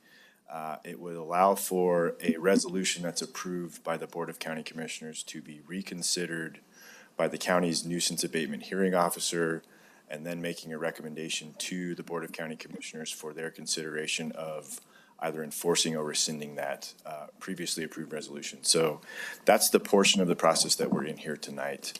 A resolution was already approved by the Board of County Commissioners to authorize the staff to enter and demolish a dilapidated structure that's been identified as a nuisance property. This property in early 2020 suffered a structure fire. That structure fire nearly completely damaged the structure, leaving only portions of walls intact remaining. Our standard enforcement process began in earnest for approximately 2 years prior to us engaging the county's nuisance abatement process. So in early, just make sure I get these right, in early 2022, or excuse me, mid-2022, the county began its first nuisance abatement process. So that process entails an enforcement procedure initiated by staff, which asks the property owner to remedy the issues that are identified on their own, using their own resources. If that process doesn't bear any fruit, it's then forwarded to the county's nuisance abatement hearing officer for consideration at a public hearing. So the first time this was considered at a public hearing, I was serving at the time as the county's nuisance abatement hearing officer. The first time that a hearing was convened, the property owner asked for additional time to remedy the issues that were identified. We granted them a 60-day continuance. We reconvened a hearing 60 days beyond that. The situation had remained unchanged. The property was still in an unsafe condition, and we had not received the necessary permits to either demolish or reconstruct the structure in question. I made a recommendation to the Board of County Commissioners to authorize a resolution which would grant staff the authority to enter the property, remediate the nuisances, and subsequently file a lien for the costs of taxpayer monies that were utilized in doing so. The property owner appealed the board's approval of that resolution, and that was after this commission granted additional time in their own consideration of this process. So we now have 2 additional continuances on top of the 2.5 years or so that was afforded through the standard enforcement process. Another public hearing was convened in front of the county's now nuisance abatement hearing officer. So good time to introduce folks. This is Michael Gallegos. He's the county's nuisance abatement officer. He's worked on this property since the beginning. And we have Maggie Gould. She's serving now as the county's nuisance abatement hearing officer. Ms. Gould, on the second go-around for the consideration of this resolution, found that the property remained in an unsafe condition, that the property owner had not taken necessary steps to remediate the identified nuisances, and she affirmed the board's decision, recommending that the resolution that was previously approved be upheld.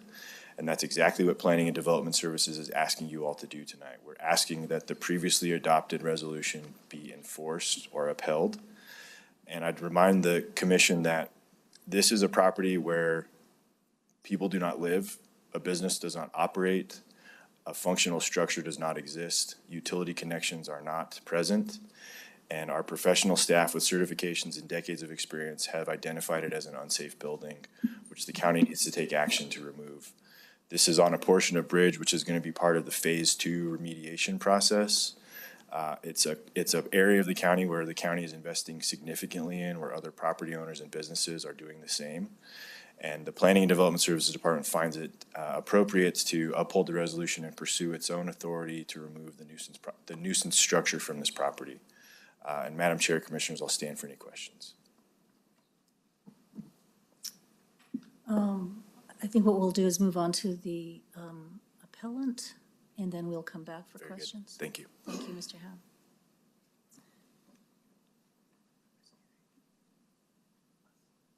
Ms. Starr. Good evening. My name is Peggy Starr. I'm the legal owner of the property. So in 2020, it did sustain a fire that was caused by the neighbor's structure that was completely a total loss in the fire. The structure was too close to our property, and we had been asking Bernalillo County for decades to help that owner move that mobile home because we were afraid of a fire. So the biggest fear happened. It caught fire and caught side of the building. Excuse me. The roof was a total loss. So speeding up to 2022, I was put in connection with Mr. Gallegos by the owners of the property next door, and I contacted him. So that was the first meeting we had in 2022. I've had complete and thorough communication with all members of Bernalillo County Enforcement, including Mr. Crosby and Mr. Gallegos since he took over in 2022 through the abatement process. In addition to that, I have done everything that I was asked to do, which was to make the property safe. I also communicated that my intention was to rebuild the property and to then get it back into business. It is a commercial piece of property. Nobody lives there. Nobody can live there. It's a commercial building. So in addition to that, when I met for the first time in front of Mr. Ham, I also conveyed my intentions, which were to rebuild. He wanted me to do so within 30 days. And we reconvened at that meeting. I did not think I could rebuild within 30 days. I couldn't at that point, which was again last year, couldn't even get a phone call back from a contractor within 30 days, much less rebuild it. So I, again, through communication with Mr. Gallegos and the rest of the staff, I informed them that I would go to Plan B, which is to sell the property, which is what I've attempted to do. And as a result of putting the property for sale, Mr. Gallegos put a lien on the property, which then halted the sale of the property, which is why it's still in the situation that it's in. But let me back up, because I also, in that time from that meeting with Mr. Ham, right here in this office or in this board, I did secure the property as I was instructed to do. And so I made it safe so that in the meantime, while all of this is happening, it is not an unsafe structure in terms of it's been fenced, boarded, secured.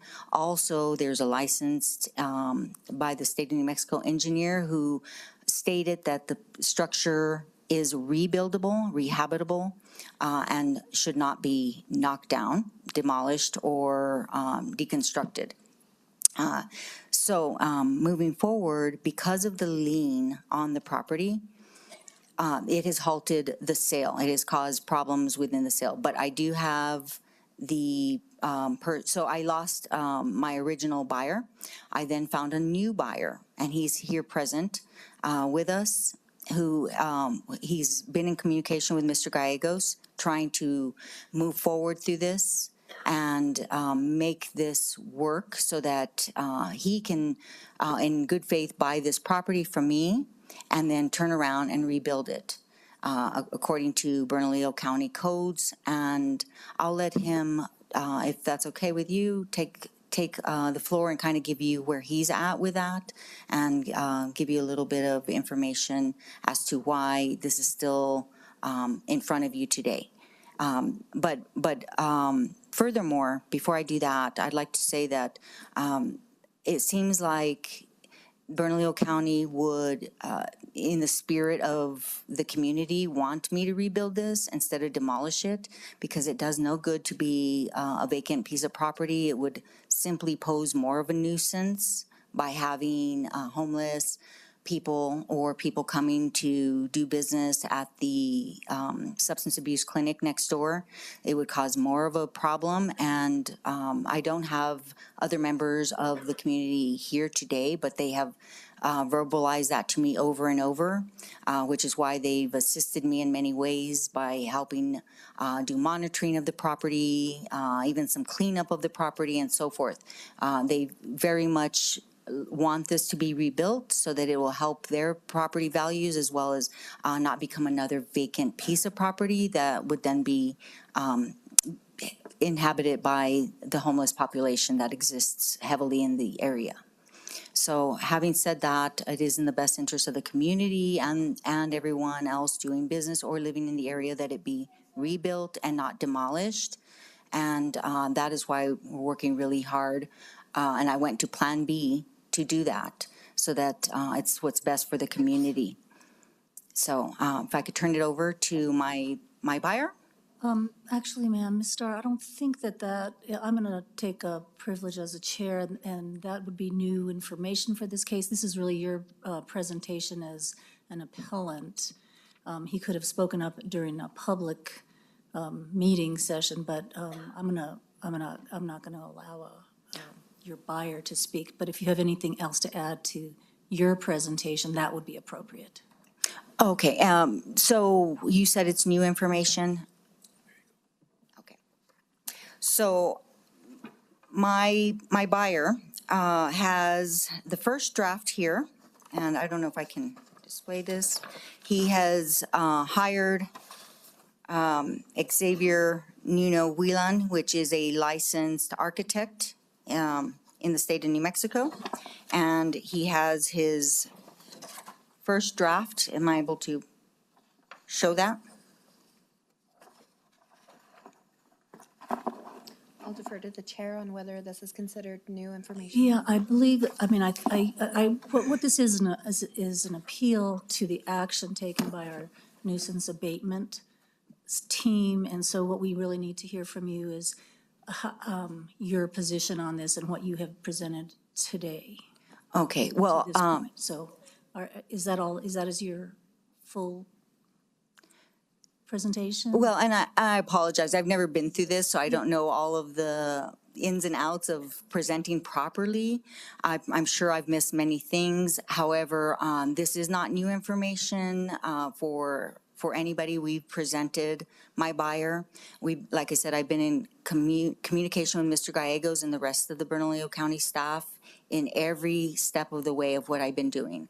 In fact, we asked Bernalillo County staff to remove the informational lien so that the property could be closed on without interruption, and they refused to do that. So it really caused some hiccups in closing on the property. But as of today, what I was trying to show you is that Mr. Romero, the buyer of the property, has spent thousands of dollars in addition to the purchase of the property to rehabilitate the building according to Bernalillo County specs and through permitting and so forth. And the process on permitting, and Mr. Ham and Mr. Gallegos have more information on this. I mean, obviously, they're more of the experts in what Bernalillo County requires than me, but part of that, which was part of the hiccup or the holdup, is that in order to get a permit, you have to have, they required that there be stamped plans.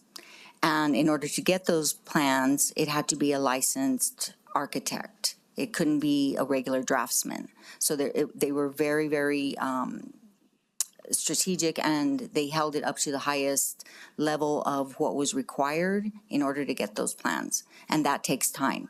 So again, nothing could be done that quickly, but this is the progress that we've made over the time.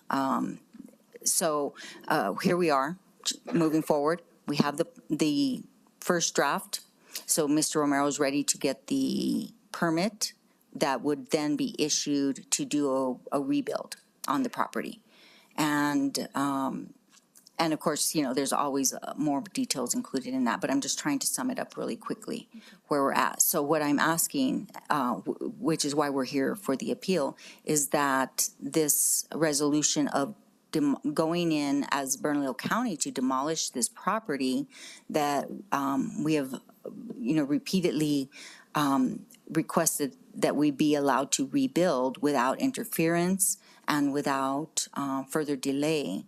And that's all that we're asking, is that we can get this property rebuilt, get it up to Bernalillo County codes and standards, and have it be a viable part of the community, offering services and business, or at the very least, paying the taxes that we pay to maintain this property. Thank you, ma'am. Thank you. We'll hear back from the staff, a 5-minute close.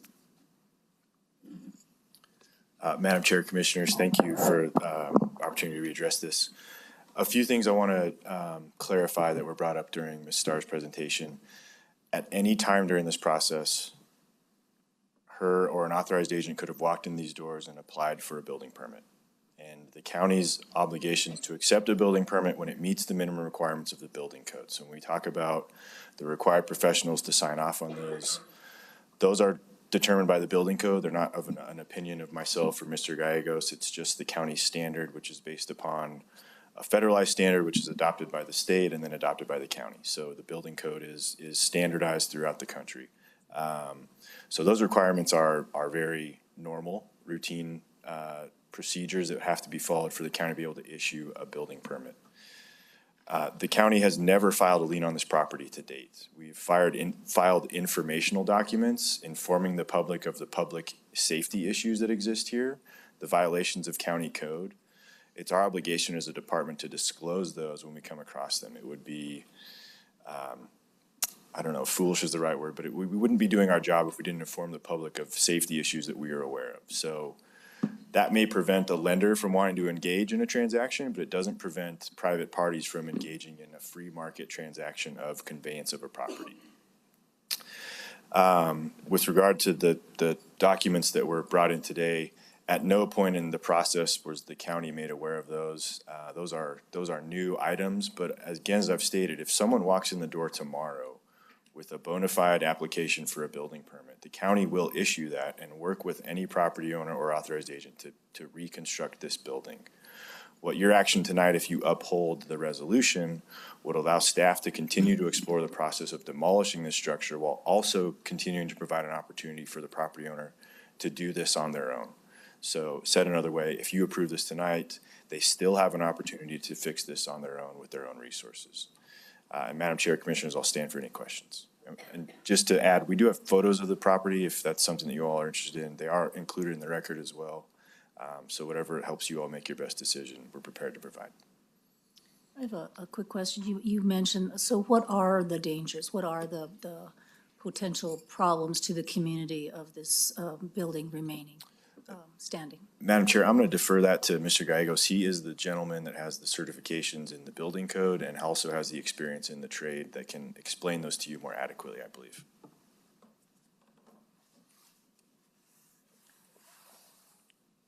Good evening, Madam Chair. I'm Michael Gallegos. I'm the nuisance abatement officer for Bernalillo County. I was going to see if we could put these back up.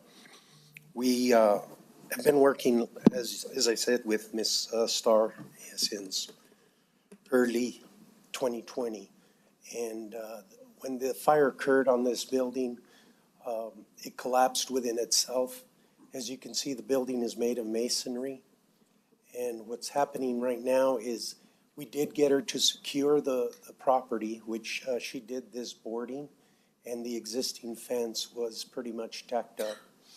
And the reason why we asked for that was so that we could keep the public from entering the building and possibly collapsing on anyone that might enter the building.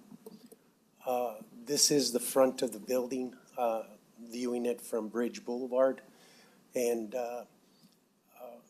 There is a lot of vagrant activity in the area, and people were beginning to use this as a place to hang out. And the walls have pretty much become out of plumb. These are masonry walls. Once masonry walls come apart, you can no longer just push them back together. They have to be taken down completely and remortared and rebuild it. And that's pretty much what the engineer of record has stated. Her engineer of record has stated is the removal of certain walls and the rebuilding of the structure.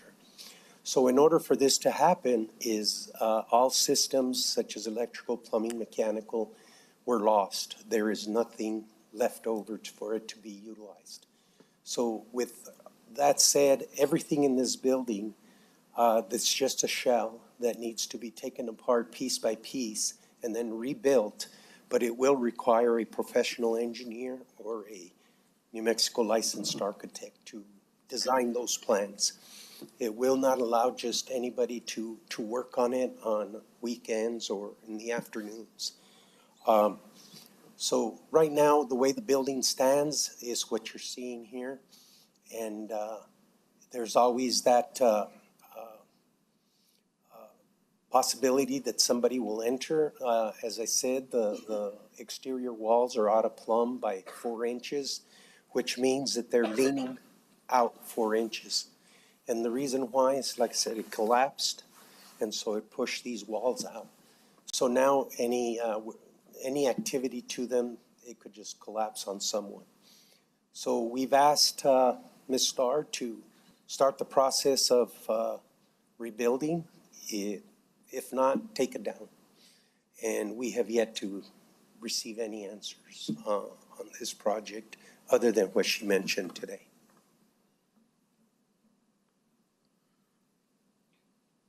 So can you tell me once again, so you're saying that this started in 2020, the due process that was gone through, can you describe that to us so that we understand the opportunity that Ms. Starr has had to rectify the problem? Certainly. Madam Chair, so the first enforcement action that was taken on this was in March of 2020.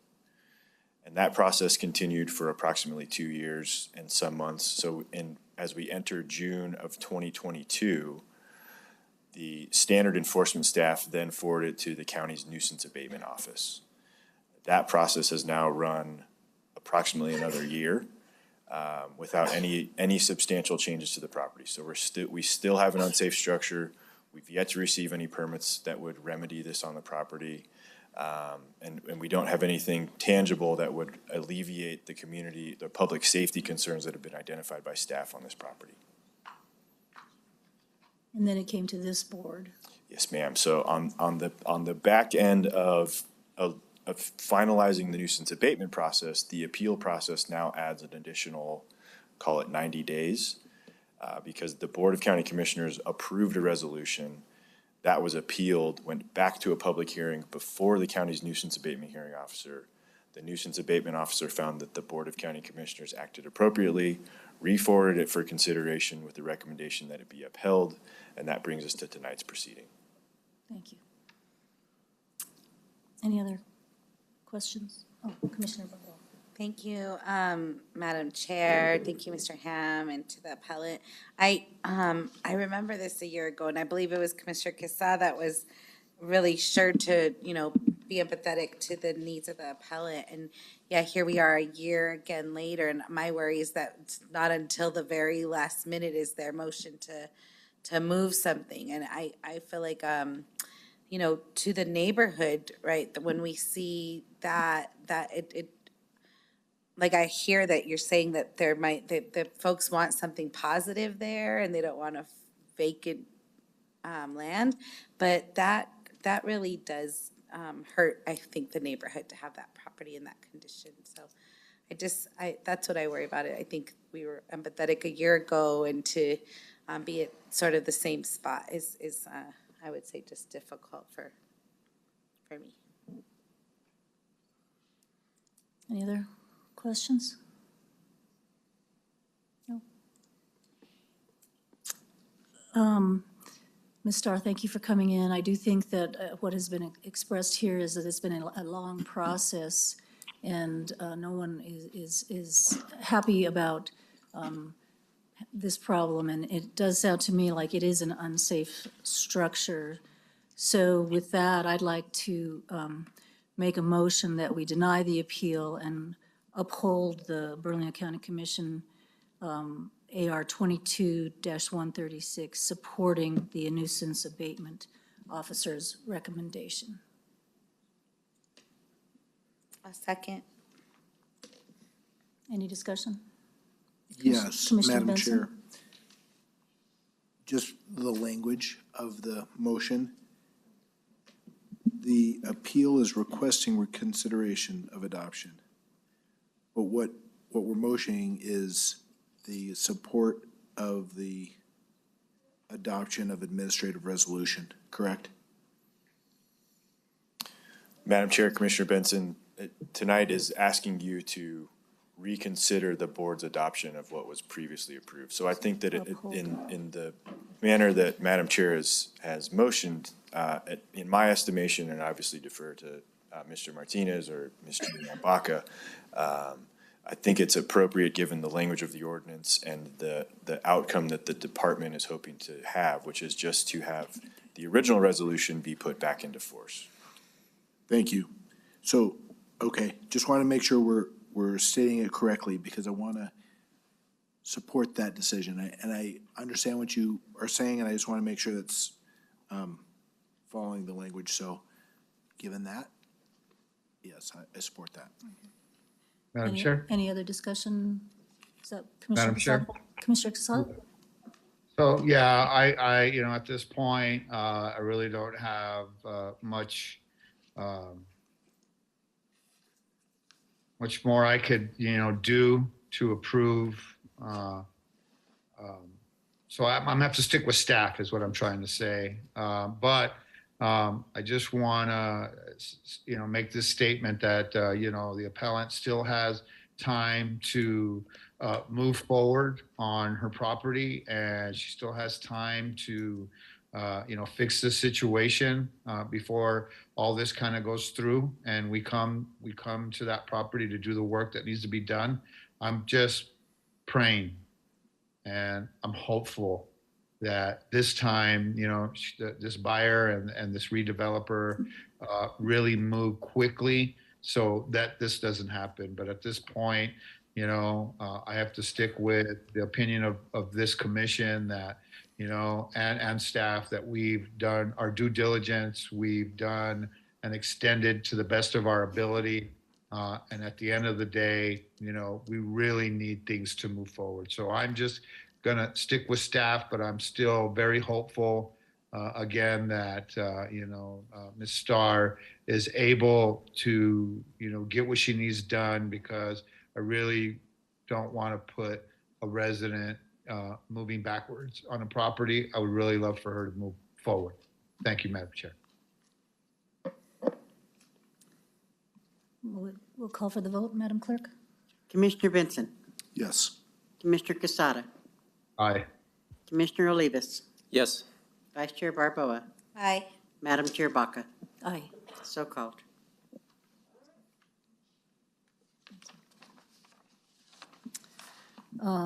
Now we are on to discussion items. Commissioners, the Sheriff's Office Advisory Review Board, Commissioner Olivas.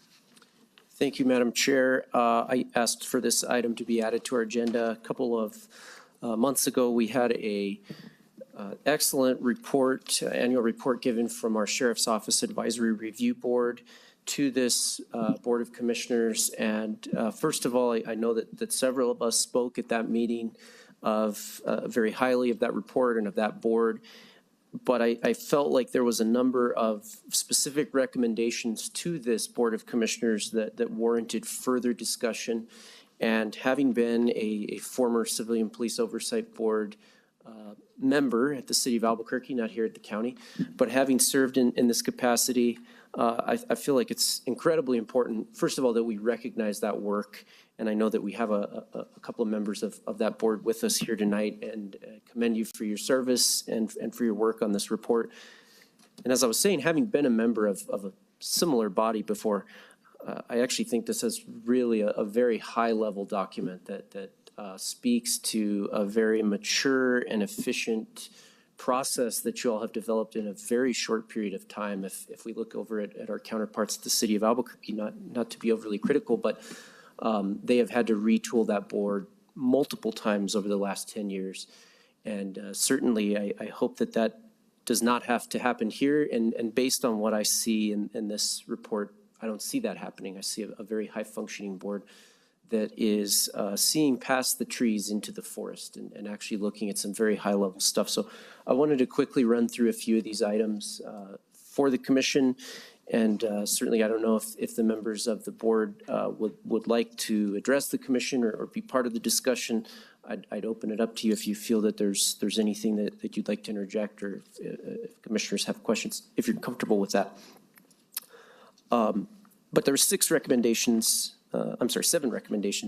to the commission, and there's a few of them that I'm not going to spend a lot of time on because I think that maybe there's some good reason, and I'll run through that. The first recommendation is investigation of BCSO officer-involved shootings. Well, I think this is a really well thought out recommendation, and there's some good points raised about the efficacy of allowing an agency to investigate itself after a serious, life-ending or a life-altering incident. I think that this is an issue that is best left with the state legislature and our state officers, as well as our sheriff. And I think that there's been some acknowledgement by the sheriff in limited discussions that I've had with him on this, that there's openness to looking into these practices and looking for best practices and finding agreement with the board and other ways of thinking. So on to item number 2. Accessibility of crime statistics and disclosures of crimes to the public and media in a timely fashion. As Commissioner Benson raised here tonight, this is obviously an evolving issue. Every minute there's something happening in our community, and the sheriff's office is part of addressing that and collecting that data. And I know that in conversations that I've had with the new sheriff, this is an issue that has really been something he's focused on in his first months in office here. I know that he initially took down the crime statistics website to put it back up in a new format. And so, again, I think that maybe this is an item that we want to sort of defer further discussion unless any of my colleagues or the board wants to chime in. But I think that this point is well noted, and clearly the sheriff is making some efforts to address this because it is important for economic development, for really targeting crime in a way that is effective and using resources efficiently. That's an important thing for us to be able to do, and I think the sheriff is committed to that. But I think that that's part of this ongoing discussion, and the ongoing utility of the board is bringing us feedback on how that's going and if you're seeing the changes that you'd like to see. Item 3 on the governor's public health orders. Again, I think that this is an issue that maybe we don't want to get into, given that this order is expiring here in the next few days at the end of the month, I believe, and hopefully that will be, of course, we know that, COVID is not behind us, never will be, but I think, again, there's good points raised here, but I think that in many cases, these are points that were addressed at the ballot box and not necessarily in policy, and I think part of that ongoing conversation can happen. Item 4, however, I think is a really important item that I wanted to spend some time on, which is BCSO oversight in general, which the Sheriff's Office Advisory Review Board is not called an oversight board, but it functions in a very similar manner, particularly in making policy recommendations, which are really the meat of the work of police oversight. And this board has actually done, an excellent job of this, so much so, and I think they spend a lot of time communicating with the sheriff and the sheriff's candidates in the election process, that a number of these are actually already being acted on or actively considered.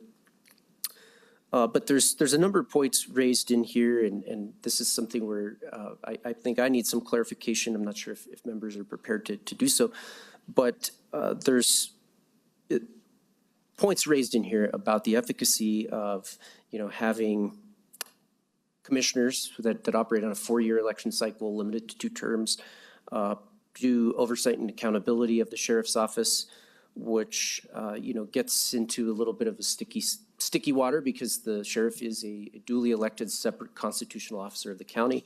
However, this board provides fiscal appropriations to that office, which, does carry some level of oversight.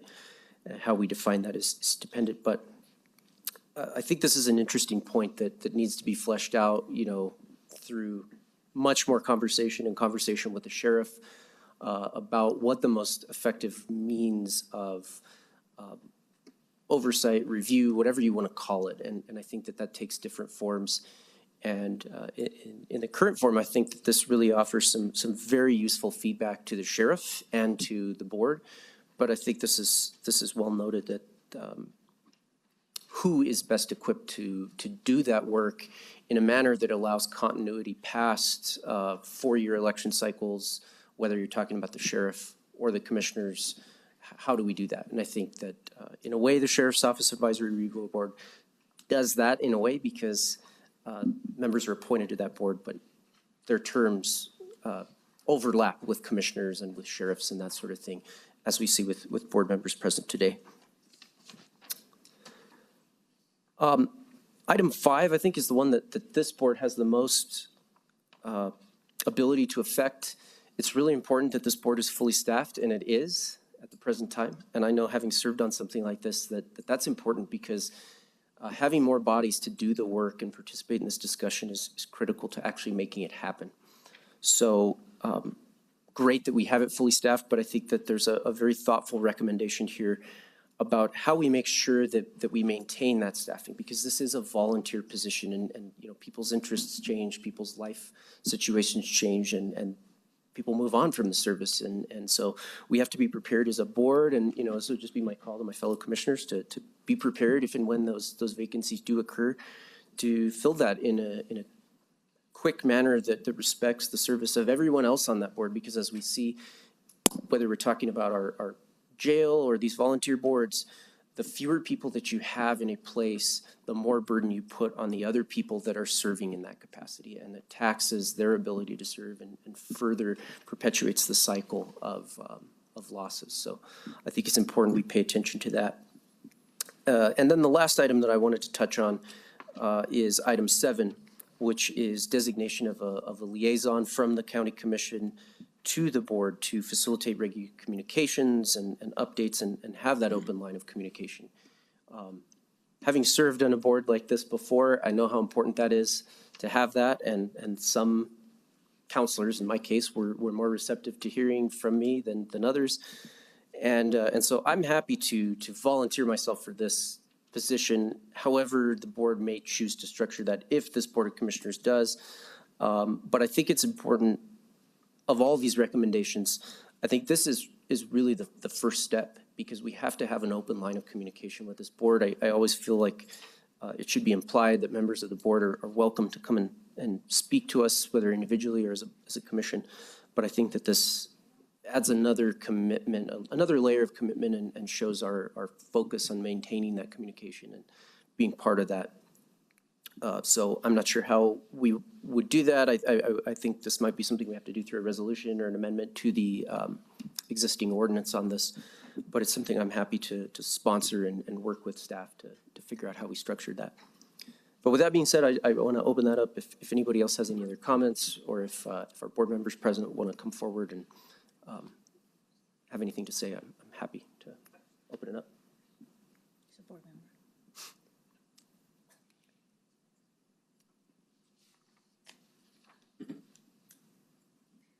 Good evening, Commissioners. Good evening, I'm welcome. Debbie Strongen, and I'm the Vice Chair of the Sheriff's Board. The Chair wanted to be here tonight, and at the last minute was not able, so you're stuck with me. But Welcome. anyway, we appreciate very much your interest, and I know my fellow board member, Jim Stewart, is here, and he has been in regular contact with Commissioner Benson also about this board. So we certainly appreciate the interest. We are happy to address any questions, and we look forward to working with any of you who are interested or have a particular issue maybe that applies to your district, feel free to call any one of us. Actually, everyone on the board has said they will be open to taking questions. So, Thank you. Any, I don't know if Jim has any. I think Vice Chair Barbara has a question for you first. Go ahead. I did want to ask about some of the number 2, but go ahead first. Commissioner, I just wanted to say that I'm the one member of the SORB that actually speaks sheriff, having spent 8 years as a chief deputy sheriff in Brazos County, Texas. The membership of the SORB is a diverse group of people, and when we all get together and talk issues, I want to assure you that there's people representing all pieces of the political and societal interest in the issues that we talk about. But then we collectively make a decision, and that recommendation comes to you and or the sheriff's office. So my relationship with Commissioner Benson is Jim to the commissioner. I'm not really speaking with him on behalf of SORB, but we do talk about SORB issues. The chair and the vice chair are the ones that speak on behalf of SORB writ large. We're happy to take any questions that you have right now. Thank you. And thank you, Commissioner Olivas, for bringing this back up in front of us. I also have worked in close proximity with community and police on specifically on APD reform. And I just really appreciate your all's attention to this matter. I love that you sort of have some recommendations for the sheriff's department and for commission. That helps us a lot.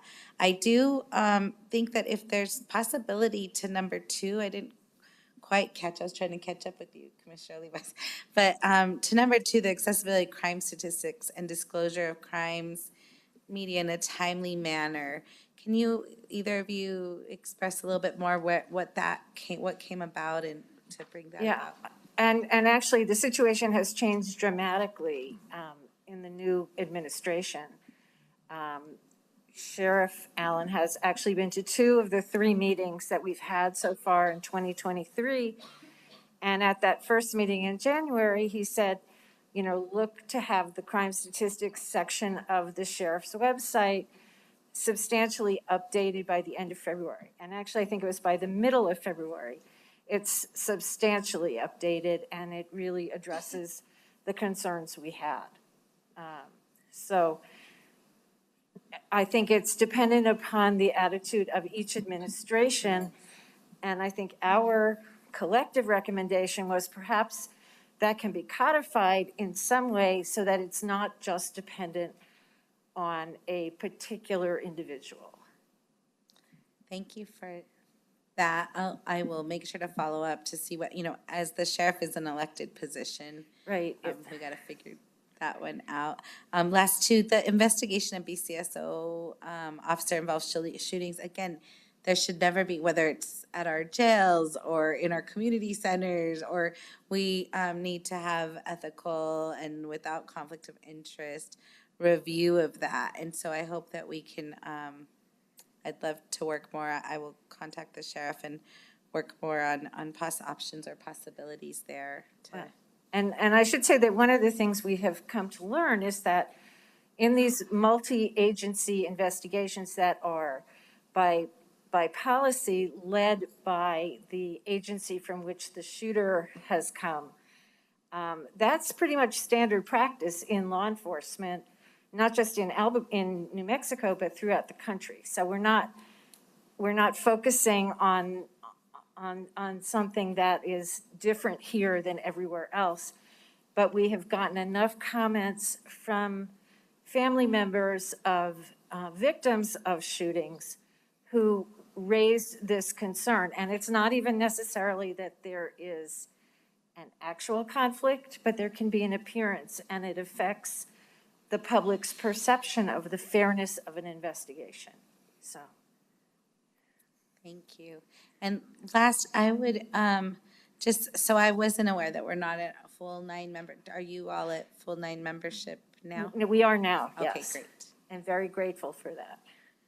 Okay, those are all. Thank you again, Commissioner Olivas, and thank you all for your service. Thank you. Yeah, Madam Chair. Thank you. I just want to thank you both also for being here tonight and for the whole SORB board for presenting this information. We have several committees and boards out there, and this is the purpose. That's why it was created before any of our terms. Actually, Commissioner Quezada was there, but yeah, this is good information. And speaking with Jim, he's really articulated how well the group does work together, and it's a community effort, and which I'm grateful for, with all the same goal from different perspectives, but with the same goal. So yeah, and thank you for Commissioner Olivas for helping to flesh out some of these items, and I think it's a good first step. Thank you, Madam Chair. Thank you. Commissioner Olivas. I just want to close by, again, thanking the members present here for their service and their work on this. And again, just commending this document for really being a very high-functioning expression of the high function of your board. And I think it speaks to the fact that this type of work in, whatever you want to call it, sheriff's review or police oversight, is not about us versus them. It's not about, against the police or for the police. We all do better when there is trust in law enforcement, when there is transparency and accountability in law and order. And if people feel that the system has its own checks and balances and will treat them or anyone else fairly and with respect and with openness and transparency. Of course, everyone is human in every field, whether it's police or doctors or lawyers, anything. Mistakes get made, accidents happen, and we have to have good, transparent systems that maintain accountability within, reason. And so I think that your board does a really good job of striking that balance and bringing a really informed and good perspective. And I appreciate this, and I'll continue to work on this with you all. And hopefully I'll be able to make your next meeting, and we can have some further discussion on where we go next.